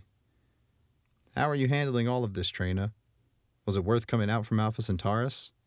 I find the bits of cannibalism distasteful, but I enjoy working with Jonny and his crew. I also find the Earth human traits fascinating. I find cannibalism disturbing, too. I came across a documentary on the Donner Party, and I became interested in cannibalism in history. It's a strange phenomena that we like to push off on primitive cultures. It is not talked about much, but when questioned, 85% of the human population admit they would resort to cannibalism to survive. I am of the 15%. There are always alternatives. Linnea made a courageous effort to survive, Martha said. She's right here to prove it. I don't feel courageous, Linnea said. I just took steps to survive. I felt that any day I could collapse. It took courage to do that, I said. Martha is expressing an honest observation. You were struggling to survive and at the same time challenge the odds rather than go against your principles. This isn't true of some of the others. Courage isn't the lack of fear. Courage is doing the right thing in spite of fear. I agree, Captain Smith said. It took me a long time to learn this. Tell me, Gary, Tara said. I find the Jemison administration fascinating. You went on about dream sequences, spirituality, and dimensional transfers, much of which is what we are experiencing. You mentioned Jonny Strongbow, and the lead character is a devious son of a bitch. He was easily fooled by the villain. You challenge authority throughout the book. A lot of what you know about the 22nd century is striking. Are you psychic, or are you mysteriously still alive? All very good questions, Tara. I assure you, I'm not alive in the 22nd century. Jonny and I have been making time transmissions for some time now. If you notice in the Jemison administration, Martian history is different. The Martians are different, and Mars was destroyed in a different way. Jonny is introduced via a book cover of Jonny Strongbow, The Spirits of Mars. So are you saying it is fiction and a product of your imagination? It is total fiction. It is science fiction. I use a bit of science fact, but put in a dash of scientific conjecture and science theory. I interweave these with a little mystery, a little suspense, and in the end, I call it a story. This is all very interesting, Ed said. I've noticed that Jonny has a unique way of questioning authority. At times, he is on the verge of challenging it. Is this due to your influence? Yes, it is, Captain. Everything you are experiencing is due to my influence. Oh, really? Would you care to give me a demonstration? Yes, I will be happy to do this. What is that device next to your right arm lying on the table? That is my personal electro notepad. I can access my log, my daily notes, and activities around the ship with this. Look up rover storage. Rover storage? It is my understanding that Renzo and Cindy parked it outside the facility. We did, Renzo said. We parked it out front where Jonny instructed. I'm a witness, Cindy said. We teleported to its location near the Kraken Mare, and Renzo drove it to where it was originally parked. Then we came to the meeting. Humor me, I said. I think you'll find this interesting. Ed typed in a few codes and his eyes widened. Now read what it says to everyone. It says, Ed clears his throat, the Titan research rover is stored in freight locker ELG-76 Level 2 of the spacecraft Titanic. Wait, Jonny said. Several authorizations have to be met before this happens. First, I would have to put in a formal request to Admiral Fretz. He, in turn, would need to forward the request to Earth Central for approval. I never did this. Jonny would also have to put the request through me, Ed said. This never happened. Read further on the invoice, Ed. Ed was quiet for a moment. Authorization of request by Jonny Strongbow. Authorization of a request by Jonny Strongbow. Titan Research Rover to award ownership of this vehicle to a Martha Wax is hereby approved. Signed, Admiral Peter Fretz. Now engage the security cam for freight locker ELG-76 Level 2, I said. Ed was quiet again. He carried the electro notepad over for Jonny to view. Show this to Martha, Jonny said. Thank you, Jonny, Martha said. This is my story, I said. That's the way it is. After this meeting is over, you will remember things differently. You will also remember this. Captain Murdoch didn't appear in this scenario. There will be also an alternate memory that he did attend the meeting. Who is sitting next to Captain Smith? I'm sitting next to Ed, Bill said. What do you mean? It's okay, Bill. I'm demonstrating that the Mandela effect may be a factor in my stories. What was I about to ask? Ed asked. Tell us about your problem with authority. Where does this come from? I had a troubled childhood. I'll let Jonny tell you the rest later. Some of it I've lived through and made observations. The other is a study of history. In the early days of U.S. history, The Founding Fathers were forming a new government. Novus Ordo Seclorum was the Latin catchphrase, and it was printed on the money. It translates to New Order of the Ages. We presume this meant they were working on building a government of the people, for the people, and by the people, which is the long-winded term for democracy. They were opposed to a democracy on the onset, calling it mob rule. They drew up what they called the Articles of Confederation. In 1789, they nullified it with the U.S. Constitution, making the country a so-called democratic republic. Keeping in mind that they were wealthy landowners with no respect for the working class, and they owned slaves, they divided powers of the 13 states by population. Though only male white landowners were allowed to vote, they decided to count each resident of the states in the population polls, but not equally. In all their wisdom, they declared rich white landowners as a whole person. Everyone else was a 3/5 of a person, or 60% of a human being. Diminishing the worth of a human being is just wrong, and in my view, it's evil. This is how they established the Electoral College, and each state was granted electoral powers. Every 4 years, the states appointed electors for the election of president. The white men would vote on a candidate, and the electors decided where the state's electoral votes would go. The people assumed the votes would go for the candidates they voted for, but there are no guarantees. So you resent the feeling that you are not accepted as a full human being? Ed asked. I resent the entire thought process. Wealthy white landowners controlled everything. Later, this privilege was handed over to the corporations. It sounds like resentment to me, Ed said. Yes, you're catching on. And I'm just getting started. As time went on, more people were allowed to vote. This created the illusion that people have a choice. The Electoral College still selects the president with no guarantee that they'll vote with the people. The other thing is, the people have no say-so on who gets the ballot. They find meaning in the statement, the lesser of two evils. Evil is evil, and there's no way to quantify it. Also, when two evils come together, there is an explosion. This gives the illusion of a struggle. Evil is volatile by nature, and violence is the substance that it is made of. The concept of winning and losing is a misnomer. The two actually merge and become stronger. May I say something about this? Bill asked. Please do, I said. Everyone has a right to speak their mind. I don't know where you get this crap. I've been voting since I've come of age, and I like to think my vote counts. I also have respect for my leaders. Everyone has a right to their comfort zone, Bill. Also, the First Amendment applies to everyone. The question is, if you believe in all this, then why are you offended when it's challenged? Respect for authority is fundamental. And you witnessed what happened on Titan? To question authority is necessary. If the authority in question is sound and uncorrupt, it will hold together. Okay, you've given me something to think about. Like I said, I'm just getting started. Going back to the foundation of the U.S. government, it started with a war. It was a savage onslaught. It was high treason against the government of Great Britain. Britain had its own abusiveness to consider. Taxing the colonies into poverty was one of them. This is all while they forced the land from the natives. The colonists declared themselves winners. 87 years later, the southern states broke away and formed a confederacy. This was the beginning of what was the U.S. Civil War. These were the grandchildren and great-grandchildren of the so-called Founding Fathers.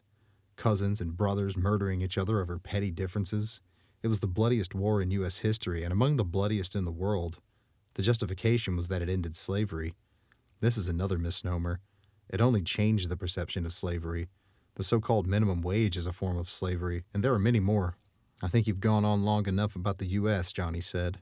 Let's broaden the perspective. Johnny is right. My grievances are not limited to the U.S. Our Earth history is plagued with injustice. This is why I write science fiction. Given the history of the human race, it will carry over its discrepancies into outer space. It gives me a broad range of subjects to write about. You put Renzo to sleep, Cindy said.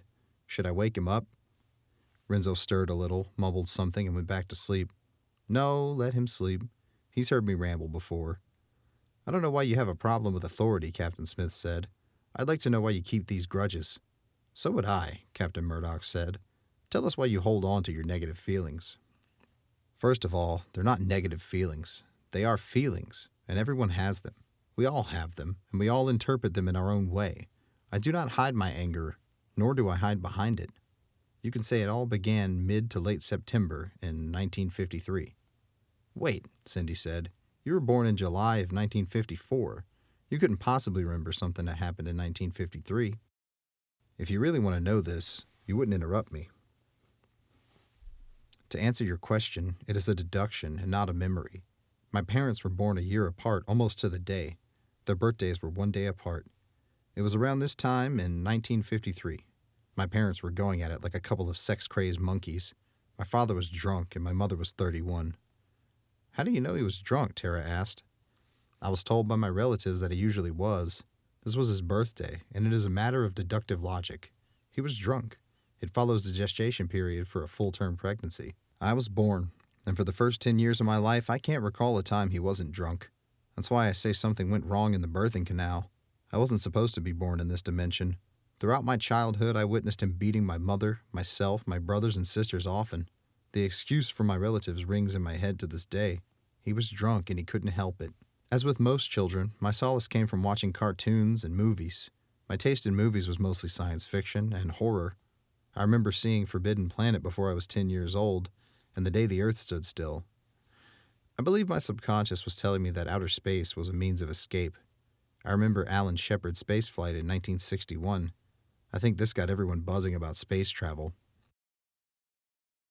Someone told me my father was aboard the CV-8 Hornet during the Doolittle raid on Nagasaki, April 18, 1942. My father wasn't pleased that I was, and still am, an anti-war, anti-nuclear activist. It's not surprising that you are anti-government too, Captain Smith said. Yes, I think I was going to add that. My father was most likely an atheist. He never talked about God or religion. My mother was Catholic. I was baptized Catholic. My confirmation name was Michael. Come on, Captain Smith said. I know you do not believe in God. What makes you say I don't believe in God? It is true, I don't believe in God the way it is taught in religion, in school, or the way it is enforced by the government. But my logical mind tells me that something put all this together. Whether I agree with why it chose to do it is a different matter altogether. This you'll have to explain, Captain Smith said. Yes, I'd like to hear an explanation, Captain Murdoch said. As you all know, I have a problem with all forms of authority. Authority sometimes uses God as an excuse for every goddamn thing it does. This is war, the imposing of taxes, being forced to go to public school, etc. This infuriates me. Wars are fought over God, and each side thinks they're right on the side of God. Stretching this subject a bit, there are those who believe that celestial bodies, including the sun, has a consciousness, sentient beings, so to speak. I think this is possible, but I won't delve into it. Why wouldn't you? Captain Murdoch asked. Because if this became a collective belief, it is possible that militaries would declare war on the planets, just for the idea they may be a threat. Do you know how insane this sounds? Yes, I do. And I ask the question, what about governments and the military is not insane? You lost me with this one, Captain Smith said. Can you explain further? I'll start by asking you a question. Do you believe in God? Yes, I do. Do you believe in war? Sometimes it is necessary, yes. When it happens, do you believe God is on your side? Of course. It is unfortunate war occurs, but God is on our side. You believe an all-powerful, all-knowing God is on your side? Yes. If you believe God is on your side, why would you need nuclear weapons? The other side has nuclear weapons. It's the balance of power. The other side believes in God, and God is on their side too. Which side will God ask to strike first? This is insane. Thank you. Yes, this has been established. The reason we need war is the potential attack by an enemy. What is your definition of an enemy, Captain Smith? An enemy is a person or government that is openly hostile to you or your country. Why would they be hostile? Differences in opinions, belief systems, religion, etc. Everyone has opinions and belief systems. It's an inherent human right. It is my observation that Catholics, Protestants, Jews, etc. are on both sides of these conflicts. On which side is God on? I'm getting a headache. Okay, we'll leave it at I am totally anti-war. You more than established that fact. I could have told you that, Cindy said, and the rest of Johnny's crew nods in agreement. I'll add that I not only believe in God, I believe in miracles. It was a miracle that the human race survived the 20th century. It will also be a miracle if the human race survives the 21st century. Well, if it doesn't survive the 21st century, no one on this side of the time transmission would exist, Captain Murdoch said. How do we know you all aren't part of a psychotic delusion I'm having? Have faith in yourself, Gary, Renzo said. Cindy is as real to me as this table. He knocked on the table, and everyone knocked on it in response. Cindy kissed his cheek. As disturbing as your outlook is, Tara said, I see hope in some things you are saying. I have always held a distaste for war, and after listening to you, I'll be more outspoken about it. From what I see, Trina said, Gary gives a unique perspective on this tragedy of Earth-human history. His experience with his father makes it difficult, if not impossible, for him to look away. I understand that he'd rather believe he belongs in another dimension rather than be a part of it, Linnea said. He makes himself a captive observer. You have to understand, Jonny said. He vows not to reincarnate in this dimension. He is not here with us in spirit or in corporal form. No, that can't be true, Martha said. It's heavy, but I see the truth, and I feel the compassion in what he's saying. Thank you, Martha, I said. My hope is my art and painting will make a difference. If it doesn't, there's no point in sticking around. I hope you reconsider, Cindy said. We could use your perspective in our time. I can't imagine going on these quests without Jonny. I think he's just a hardhead, Captain Smith said. Having no respect for authority and the rejection of established mores is ludicrous. Nothing will change having this attitude. Part of his point is nothing has changed for several millennia, Jonny said. It is time to take on a different perspective.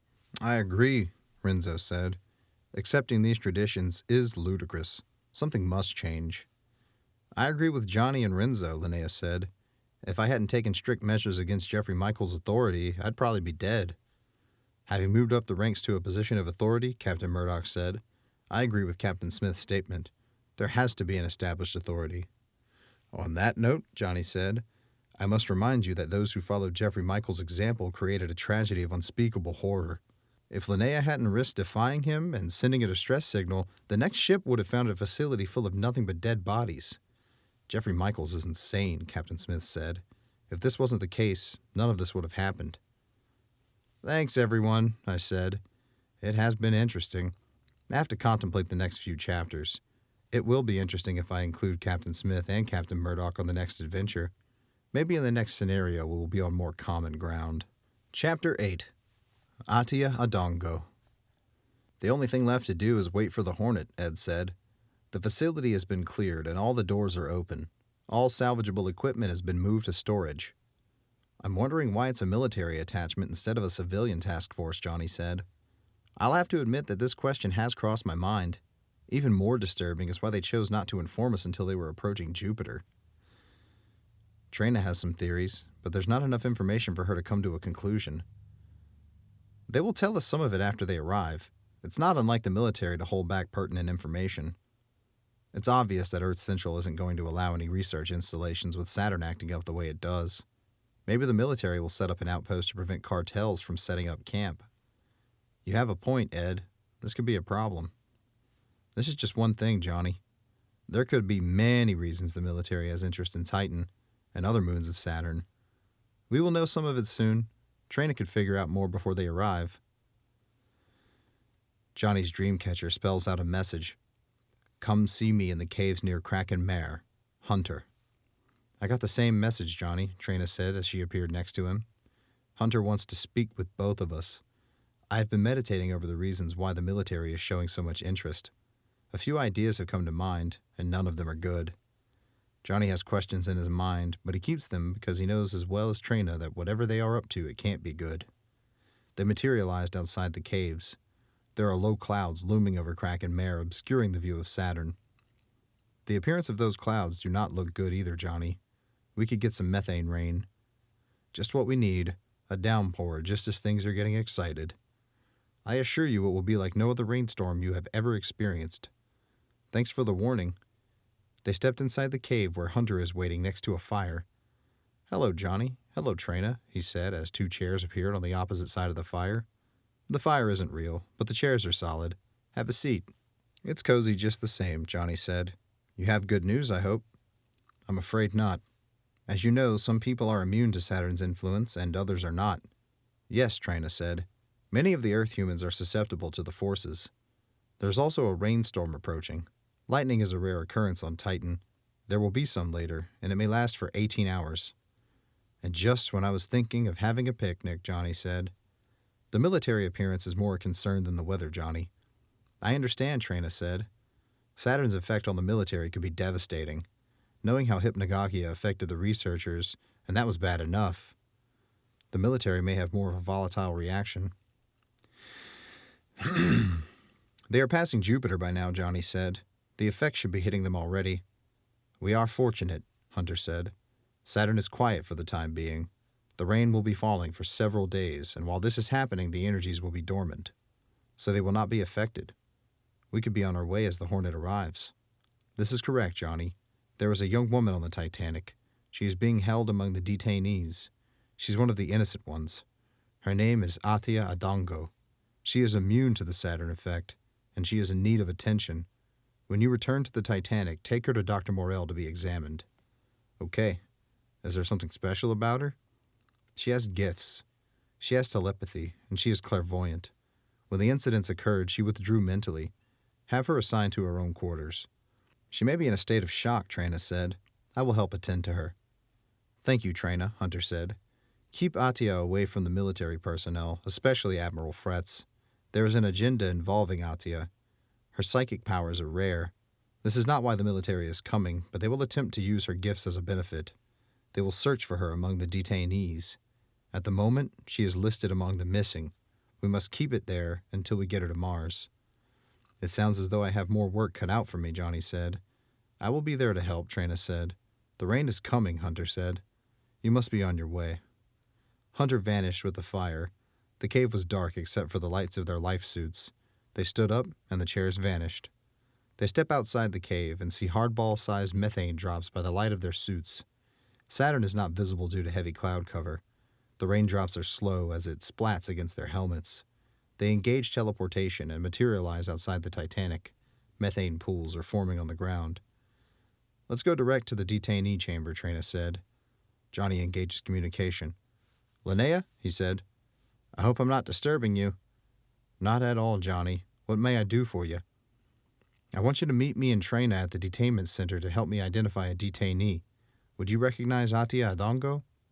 Yes, she said in surprise. I believe she's listed as missing. She is. We need to keep her on the missing list. I will explain later. I'll bring Martha with me.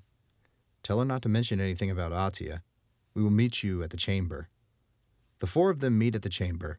The inside space of the large chamber is divided by cubicles with 2, 3, or 4 beds in a woman's accommodation area. Don't talk, Jonny said. We will go from cubicle to cubicle until you see her. Take us to her, and we will escort her out and put her in a quarters near you. They walked through a few cubicles with wide-eyed staring women, who were apparently confused. In the 5th cubicle, Linnea walks to see a seated black woman. Linnea put her hand on her shoulder. Atia stares at her with the look of fright. Linnea stood on one side of her, and Trina on the other. Shush, Trina said, whispering. We will take you home. Without uttering a sound, she allows them to escort her out. They brought her to her quarters and set her on a sofa. She still has not uttered a sound. My guess was correct, Trina said. She is in a state of shock. Poor girl, Martha said. Will the 3 of you sit with her? I need to speak to Tara and have her take a look at her. She will be fine, Trina said. We will see you when you return. Jonny speaks with Tara in her office. Let's see, Jonny, she said. Atia Adongo is listed among the missing. There are several women showing signs of shock. It is presumed that she could be one of them. Have these women taken to private quarters, Jonny said. Keep Atia on the list of missing. She is a special case. Do not mention her to anyone. You know this is irregular. What is the specialty? My old boss told me to try and find her. She is clairvoyant, amongst other things. Okay, take me to her. I assume Ed isn't to know. No one is to know. Tara looks at Atia. I've done all the routine superficial tests. She appears to be fine, aside from being in shock. When she recovers, she may need to be treated for PTSD. She will live. May I make a suggestion? I'm open to all suggestions, Jonny said. The Hornet will arrive in 2 days. The authorities aboard won't be able to go into private quarters without a warrant. You thought of something. Please continue. The military doesn't always follow the rules. I suggest we keep her in the rover. It will be as comfortable as these quarters, and they won't have any reason to go through the storage area. That's a brilliant suggestion. We will move her there tomorrow. Tara left the chamber. Trina places a hot cup of tea on a side table next to Atia. Atia reaches for it, and then reaches to touch Trina's cheek. Her eyes sparkle, and she smiles. You are the woman from Alpha Centaurus, she said with a rich Akan accent. Trina smiles. Yes, I am. Though I prefer to be addressed as Trina. You must be feeling better. Better than... She stopped short and sipped her tea.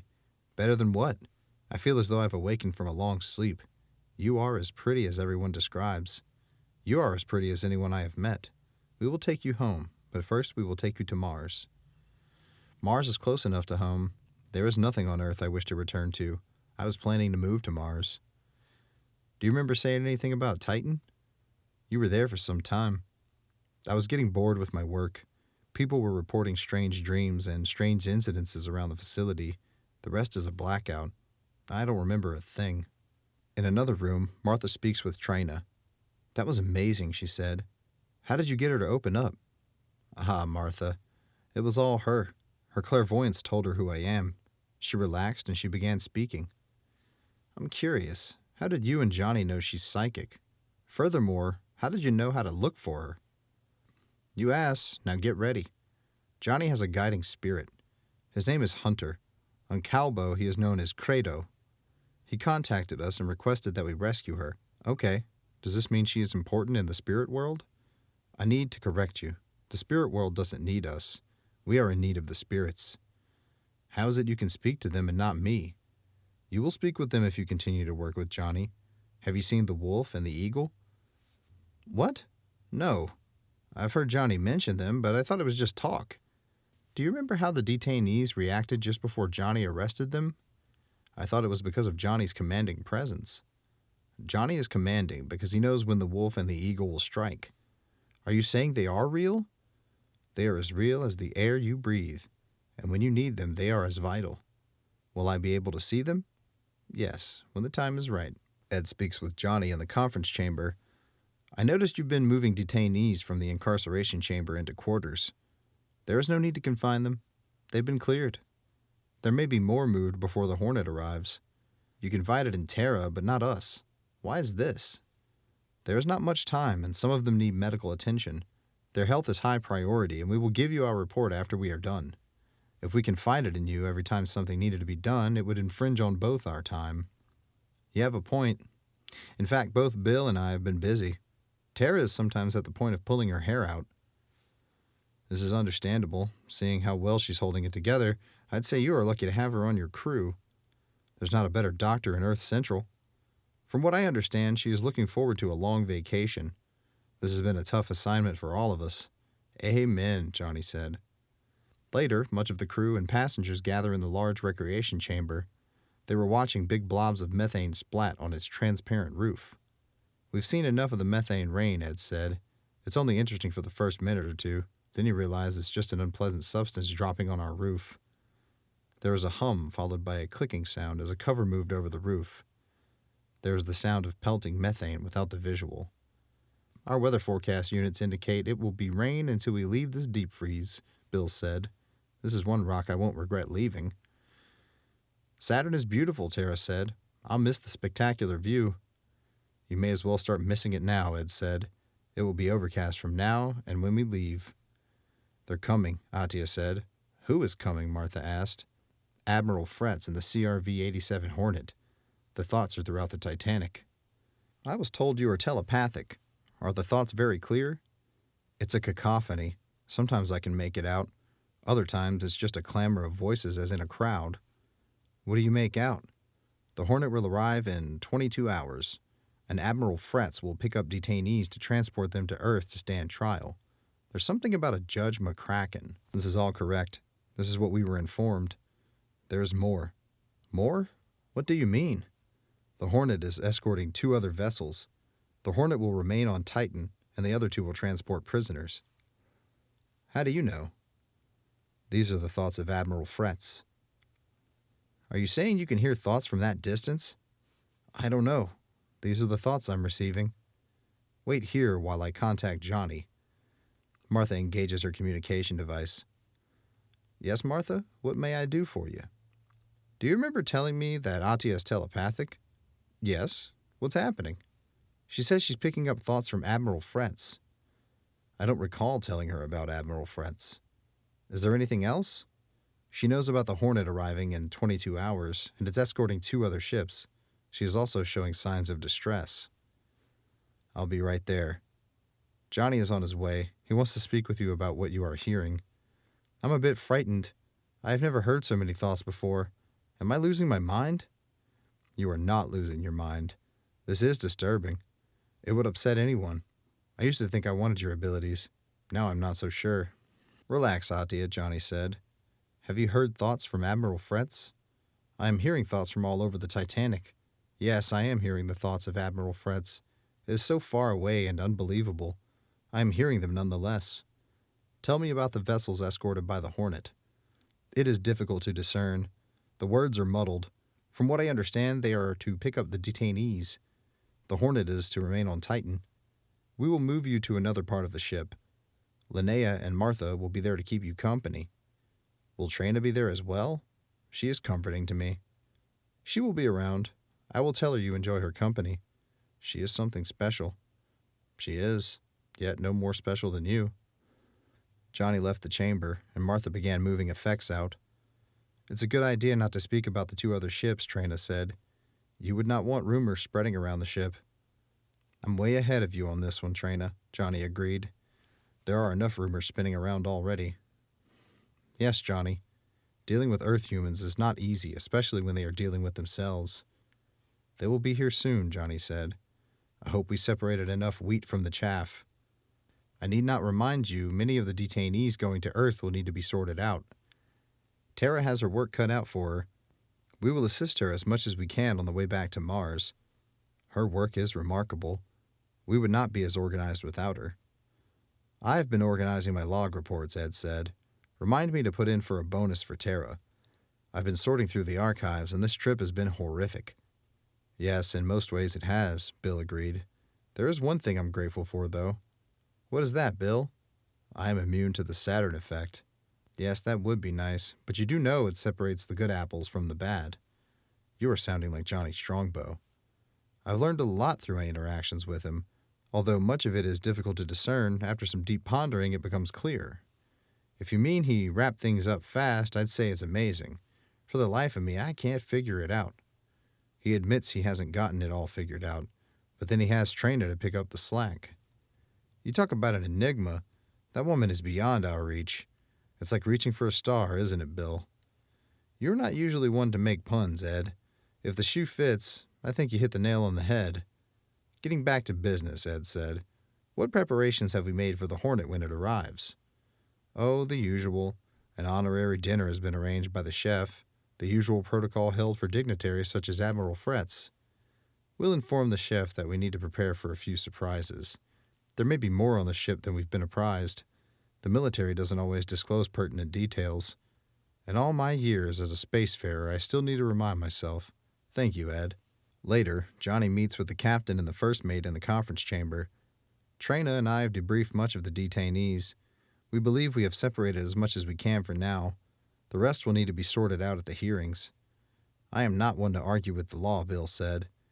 Didn't you gather enough evidence to have them put away? You'd think so, but the legal and justice systems are far from perfect. Do not be surprised if some of the nastiest ones take a walk.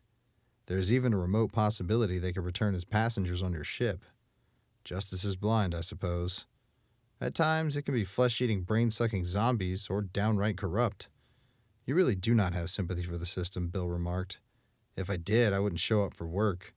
As it is, I accept the inevitable and prepare for the worst. Later, Ed meets with Bill. As interesting as it has been, Bill said, I hope we do not have to deal with Strongbow again. Come on, Bill. As poignant as his attitude is, you have to admit, he got a lot done. He certainly changed your opinion on a few things. I told you already. I've learned a lot since he's been aboard. It's his steadfast questioning of authority I don't get. I just don't get it. He can afford it in his position, Bill. Given the harsh history, there is also the Trina factor. What do you mean? She has evolved beyond us. Her outward appearance is indistinguishable. Her mental processes are unfathomable. It is uncanny how she absorbs information so fast. I don't know where you are going with this. Okay, she is intelligent to the extreme. By human standards, she is a flawless character. Yet there is a bond between them that is undeniable. Yes, anyone can see. But what's your point? My point is, they're both committed to searching for the truth. I mean the absolute truth. They do not allow opinion to interfere. She knows that Jonny will stop at nothing to get to the truth. She is of the same mind. There is something else you missed, Bill. Okay, you slapped me on the balls. What did I miss? They share the same compassion. I can't deny they are a team. You'll have to admit another thing, Bill. What? Strange things happen with him. Strange things happened all over this event. Chapter 9. CRV-87 Hornet. The Titanic's telescopic lensed cameras are focused on Titan's cloud-infested sky. Ed's crew, along with Johnny's crew, watch as light slip through the dark clouds. Powerful floodlights light up the large drops of methane rain. It is apparent there is more than one ship drifting downward. There we have it, Ed said. Leave it to the military to not tell us everything. Apparently, Bill said, they figure the Hornet isn't large enough to accommodate all the passengers. Prepare yourself for the debriefing. I have a feeling we will be enlightened. The three ships settled onto the ground. The public address radio broadcast from the CRV-87 Hornet engaged. Greetings, Titanic, crew, and honored passengers. This is Admiral Peter Fretz. I have come with the spaceship Adonis and Cronus to accommodate the detainees to stand trial via Earth Central. We will settle in and secure our ships before holding a conference with Honorable Captain Edward R. Smith and First Mate William Murdoch. Myself and selected members of my crew look forward to meeting Jonny Strongbow and the acclaimed trainer of the planet Calbo. This is all. Ed made the formal return greeting and signed off. The three spaceships settled into place, in formation with the Hornet in the middle. The Hornet is the larger of the three vessels. Temporary covered walkways are assembled between the ships, including the Titanic. Admiral Fretz, surrounded by his highest-ranking officers, makes his way up the Titanic's gangway. He is greeted by Captain Smith, First Mate Murdoch, Jonny Strongbow, and Trina. Welcome aboard, Admiral Fretz, Captain Smith said. Meet our distinguished guests, Jonny Strongbow and Trina. Pleased to meet you, Strongbow, and of course your associate Trina. It is an honor. Congratulations on a job well done. All in a day's work, Jonny said. I am an ordinary Lakota, fresh off the reservation. I owe my success to my gifted crew, and of course my friend and associate Trina. Trina is quiet and makes no gestures. Please, if you will, Admiral, Captain Smith said, follow us to our dining area. We have important business to discuss. Prior to entering the chamber, an announcement is made, and the air is silent. Please welcome our honored guest, Admiral Fretz, and his ranking officers. Things went silent, but the silence is broken by a round of applause. Please, everyone, remain silent. The Admiral and our captain have important business to discuss. They seated themselves at a large table where wine and appetizers were served. Let us begin our discussion, the Admiral said. We have a separate accommodation set aside for Jeffrey Michaels. Are there special arrangements suggested for anyone else? Yes, there is, Captain Smith said. Daniel Parsons, George Parker, and Jason Green need to be held separately, Ed said. They should be held in private quarters and held incommunicado from the rest of the prisoners. The Admiral had a whispering conference. Noted and acknowledged, the Admiral said. I am interested in Atia Adongo. Is there any new information on her? She's on a list of those missing, Ed said. I suggest when you transfer prisoners, you should screen them. Jonny says there are still some who need to be sorted out. Yes, we will begin transferring them tomorrow. We will sort through carefully. As you know, the Hornet will remain on Titan for an indefinite period. The facility will be sequestered for our purposes. We will leave a number of personnel to maintain an outpost. I hope you are considering the Saturn effect, Jonny said. You should have a ship stationed here to be used as an evacuation vessel. I have been hearing about the Saturn effect. How would this affect a military installation? Sir, Ed said, I wouldn't presume upon military protocol. I would suggest that you read Dr. Tara Morell's medical reports and give it consideration. The Saturn effect is a new study. The recent events have made her the foremost authority on said subject. She has an understanding of the energies involved. Thank you, Captain. I will have my medical staff review the reports. Later, detainees are escorted onto the Adonis and Cronus. Scrutiny is awarded to women of African descent. After all of the detainees are registered and accounted for, it is acknowledged that Atia Adongo is not among them. Later, Admiral Fretz meets with Captain Smith in his office. I cannot express the importance of Atia Adongo, Captain Smith. It is understood that she has vital information concerning my mission. I sympathize with you, Admiral, but I assure you that Jonny Strongbow and his crew made a thorough screen of the detainees, and she was not listed among the acquitted. She is in fact listed with the missing. At this point, there are 18 researchers on the list, 4 of whom are African or of African descent. That I must insist on speaking with the acquitted. I am not granting you a warrant, and this will be duly recorded. However, the individuals may give their permission to be questioned. I won't stand between you. I will send out notifications to those I wish to interrogate. If anyone refuses questioning, I will take it upon myself to have them questioned anyway. Noted and recorded, Admiral. There was a thorough search of the living quarters of the acquitted. It is agreed in the end that Atia Dongo is not among them. I object to you disturbing these passengers, Jonny said. They have been through enough. They are aware they have all agreed to testify at the trials. I insist that you do not understand Miss Adongo's gifts. She has information to help me sort out my mission. Also, her telepathic abilities can help gather information. What I understand is the violation of human rights. Jeffrey Michaels is guilty of this, and you are following after the fact. That's enough, Strongbow. You are interfering with my proceedings. If you continue, I will have you arrested.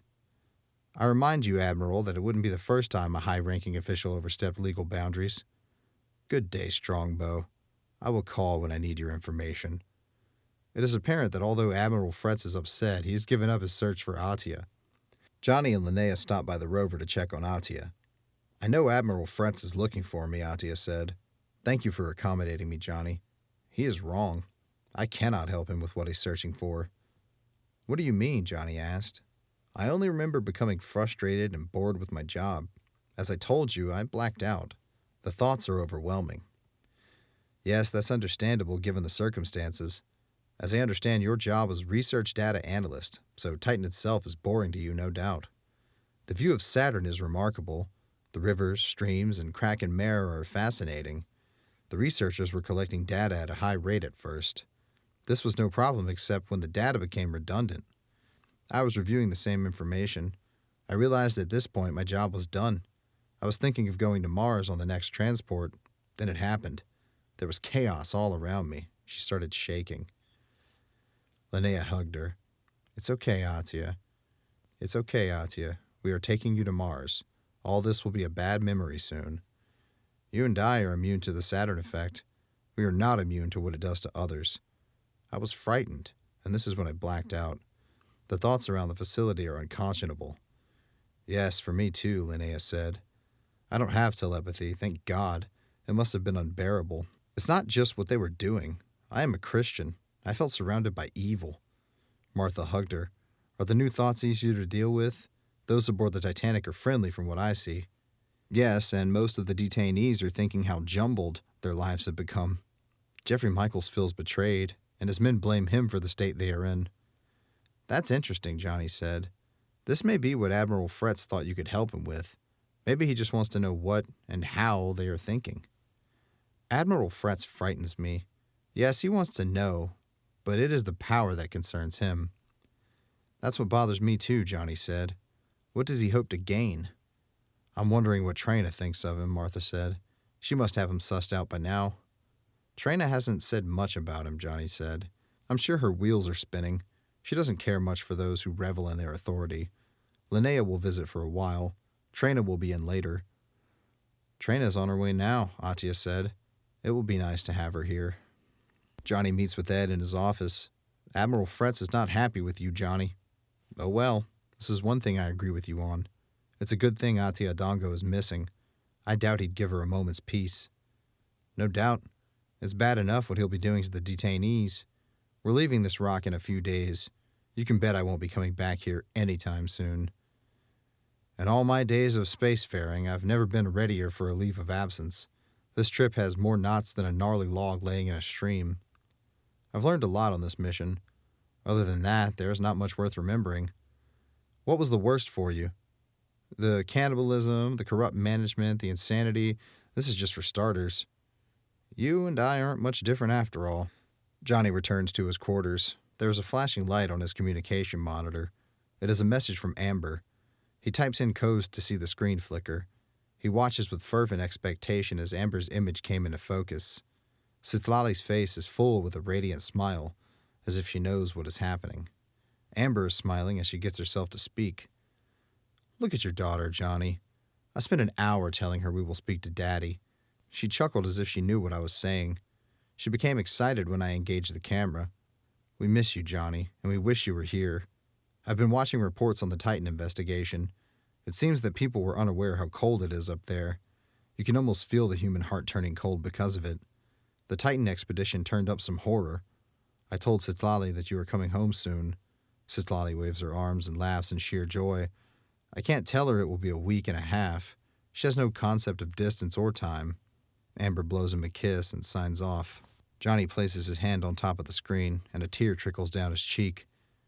She's the one, he said in a crackly whisper. He hears a hush sound. He turns around to see Trina. It is okay, Johnny, she said. We are leaving for Mars in 2 days. We will be on Mars in 10 days. How did you know what I was thinking? It feels like an eternity, and the distance is absorbing. I do not know. I feel it, and I know you. Yes, I know. Do you remember how you told me it's how we keep moving forward? I don't want to go forward. I want to be on Mars and be with Amber and Citlali. You know that is not the way it is. You are destined to explore. This is your essence. I will go now and leave you to reply the message. She vanished. On Mars, Amber watches the communication screen flicker. She is holding Citlali. Citlali is laughing gleefully in response to her father's image on the screen. I am preparing for the journey home, he said. There are a few details to wrap up, and we are done.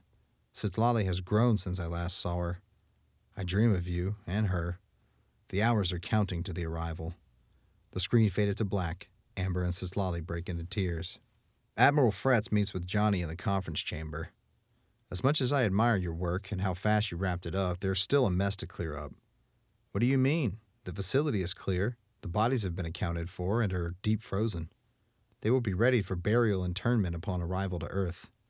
I'm talking about the 12 missing personnel. They are all unaccounted for. I'm confused. There's no way to account for them. They were eaten. Don't play games with me, Strongbow. There are still 12 researchers unaccounted for. DNA analysis hasn't turned them up. This is where you're confusing me. A painstaking effort to sort out the bones for DNA analysis was made. Dr. Morell and her assistants worked tirelessly to match identities. The unidentified samples have been stored for further analysis on Earth. What more do you want? I want the truth. How can the remains of 12 individuals just disappear? They haven't disappeared.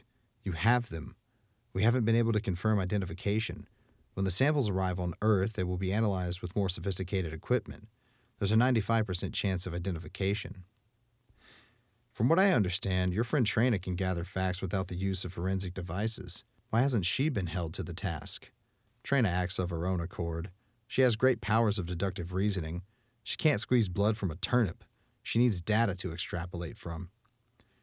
Are you saying the identities of those on the missing list have been lost?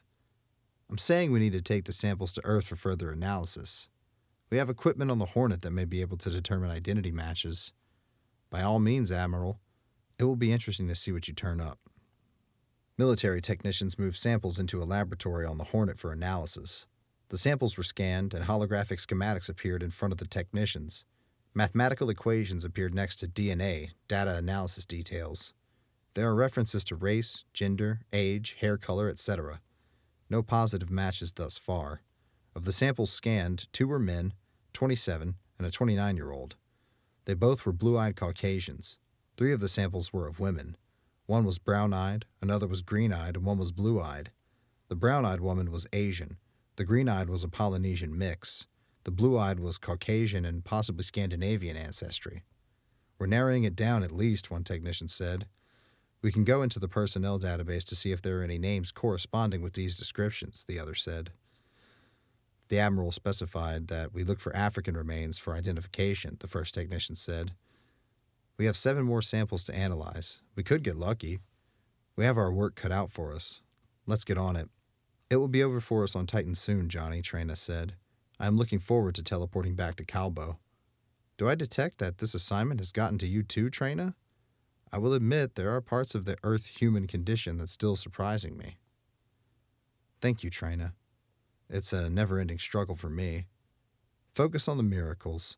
Although they are unexplainable, they show a different aspect of human existence.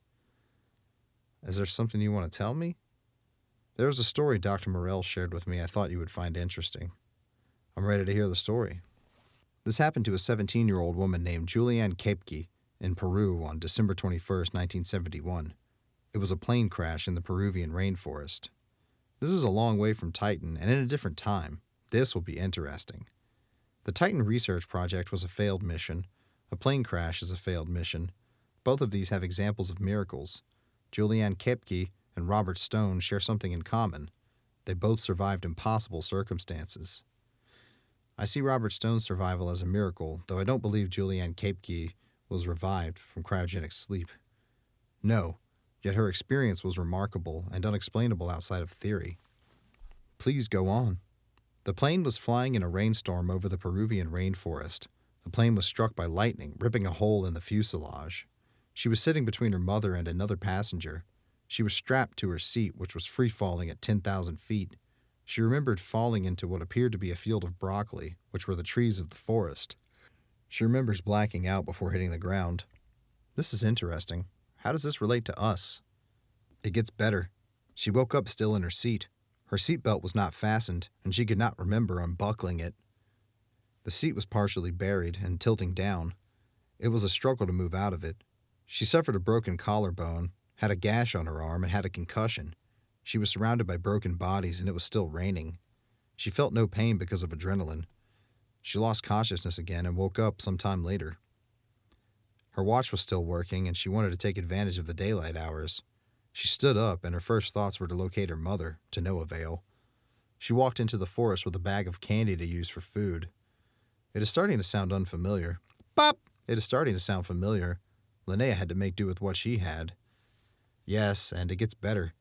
She remembered her father telling her that if she got lost in the forest, to follow the water. She found a stream and followed it down. Instinctively, she knew it would lead to a lake or something near a town or settlement. She followed the stream for 10 days, watching for wildlife, mostly crocodiles and snakes. She ran out of her food supply and she was hungry. The 10th day, she found a boat tied to a tree next to a trail. She followed the trail to a cabin, and then there were 2 men working in the forest. The men were frightened. They thought she was a forest nymph with her bloodshot eyes and blonde hair. She spoke to them in Spanish, which proved that she was a girl in trouble, and not some random creature in the forest. She ended up in a hospital in a nearby town. I see the significance. Was it explained as to how she survived the crash? Johnny asked. In theory, there are a few things that might have happened. I want to know what you surmise. Using Occam's razor, you can deduce there was a large amount of wind. This is confirmed by the local weather service at the time. She was strapped to a padded aviation seat. There was enough mass to the seat captured by the wind. There may have been enough force in the wind to lift her off the ground and cushion her fall. This is the most plausible explanation. She was the only one who survived, including her mother who was sitting next to her. It's a theory. This is why we keep going back to the word miracle, and no explanation tells all. I keep thinking about Atia. If Hunter hadn't alerted us where she would be. Very good. The analogy is, a gust of wind may have saved a young woman strapped to an aviation seat. Hunter is the wind, and you are the aviation seat. Anyone reading either of the scenarios out of context would conclude a miracle. Outside of us and our friends, Atia is a mystery. There's no one who can attest that she is still alive. Tell that to her mother when we reunite them. There's this. Johnny's communicator beeped. This is Johnny. How may I help you? This is the biolab aboard the Hornet. Thank you. I assume the results are in. They are. 10 of the samples have been identified. The other 2 are 27-year-old African-American women, either of whom could very well be Adia Adongo. The search for her is filed as inconclusive. The Admiral will not be breathing down our necks, at least, Trina said. We are not going to forget this assignment anytime soon, Renzo said. Of course, we'll just add it to the list of the bazaar, Cindy said. L.A. is still fresh in my mind. You're right. You do keep reminding me that when we follow Johnny, the extraordinary is the ordinary. Martha, Linnea, and Atia were playing cards in the Rover. We were going home after so many weeks, Atia said. I can only imagine what it was like for the 2 of you, Martha said. We came knowing we wouldn't be here for long. Looking back, it's a blur, Linnea said. I don't want to rely on a dubious food processor again. I don't know how they work, Martha said. I would have been clueless. It's simple, really, Linnea said. It's the same organic molecules as in the food you eat. The processor reorganizes the molecules into digestible proteins. On the outside, and in theory, this all sounds good. How much of it was palatable? Ugh, don't remind me, Linnea said. I'm still processing it out of my mind. Processing it out is what I'm doing too, Atia said. I wish I could contact my mother. She's waiting for me on Mars. I have not been in contact with her in a while. If your mother is in one of the Martian colonies, this is something Jonny can help you with, Martha said. He can help you send an encrypted message. He does it all the time. Chapter 10. The Return Voyage. Jonny and his crew gather in the rover. He set up his communication equipment. Atia is excited. Am I going to speak with my mom? Atia asked. Not directly, Jonny said. A recorded message will be sent to her personal communicator. She will receive the complete message in 80 minutes. She will be able to respond through a special set of encrypted codes given to her by my associate, Fred Newman. I will notify you when a return message is received. I am so grateful. I have wanted to speak to my mother for several weeks. Relax, Atia. I'm almost done setting up the transmitter. Think about what you will say and make it count. Atia sat quiet for a few moments and then began speaking. Mom, I am preparing to travel to Mars from Titan. I am aboard the spaceship Titanic. I am informed to let you know. Do not tell anyone of this transmission. I will tell you the reason when I arrive. The reports that I am missing is false. I am alive, and I am held in safe quarters. I will arrive on Mars in 9½ days. I am looking forward to your response. I am planning to move to one of the Martian colonies. I will sign off for now. I am waiting. The message has been recorded, Jonny said. Your mom will receive it in 80 minutes. It will be several hours before you get a response. We will all go back to our quarters. I will inform you when there is a response. You will be able to view it in privacy. 3 hours later, Atia is sitting in the rover and her communicator beeps. A text message appears on the screen. You have received a recorded message. You will receive a series of 3 beeps and the message will play. Atia, my baby girl. I was so afraid. The news from Titan is frightening. The only word I received about you is you were missing. Large tears roll down her face. My baby girl is safe. 9½ days. I thought I would not ever see you again. I am longing for the day. I love my baby girl. The screen went black. Tears rolled down Atia's cheeks. I love you, Mama. Titan's engines roared. Anticipation swept through the chambers and corridors as the ship soared through Titan's thick methane clouds. 4 days passed and the ship is passing Jupiter, ripping to the asteroid belt. Jonny's crew gathered in Titan's observation chamber. The clamor in the space is a mild roar. Captain Smith is speaking to Atia. You are the first mystery I've ever seen come to life. I understand the reasoning to keep your existence a secret. I'm glad you are safe and returning home. Thank you, Ed. Though I understand I felt like a prisoner. It was so unfair. Then I realized Linnea was a prisoner. She was brave to lock herself away from those maniacs. My burden was lifted when I got a message to my mom. The trip was a challenge for all of us, my dear. In all my years of space travel, this trip feels the most successful. How is that? A man of your experience must have met with many trying times. Yes, no doubt. Never before did I feel as it would not end. Yes, there were times when I felt trapped in eternity. Martha walks over to them. I hope I'm not interrupting anything, she says. I haven't had time to speak with Atia since we moved her from the rover. Not at all, Ed said. We're just chatting. Me and the captain are getting to know each other, Atia said. Good, because we're hoping the 2 of you can join us at the Lake Pontchartrain. Train has agreed to stay a few days longer so she can join us. Of course your mother will be there. It will be nice, Atia said. I'll be there, Ed said. The Titanic will be serviced for routine maintenance. It will take about a week. I just hope they will not be stampeded by the colonials. From what I gather, Linnea is becoming a celebrity. Linnea walks over. Did I hear my name? She asked. Ed was telling us you were becoming a celebrity, Martha said. Well, as Cindy would say, celebrity my ass. I don't go in for that crap. No offense, Captain. I don't usually talk that way. No offense taken. I get that from Cindy all the time. She has quite the vocabulary. Cindy walks over. I heard my name, she said. I thought I was being called over. May I join the conversation? We were talking about your vocabulary, Atia said. A verbal deluge you have. There's nothing wrong with my fucking vocabulary. I've been cultivating it since my high school graduation. No better way to get a point across than to use the word fuck. You have a way with words, my dear Cindy, Atia said. You express yourself well. Renzo walks over to join them. Cindy has a way of communicating to keep us on our toes. Cindy kisses his cheek.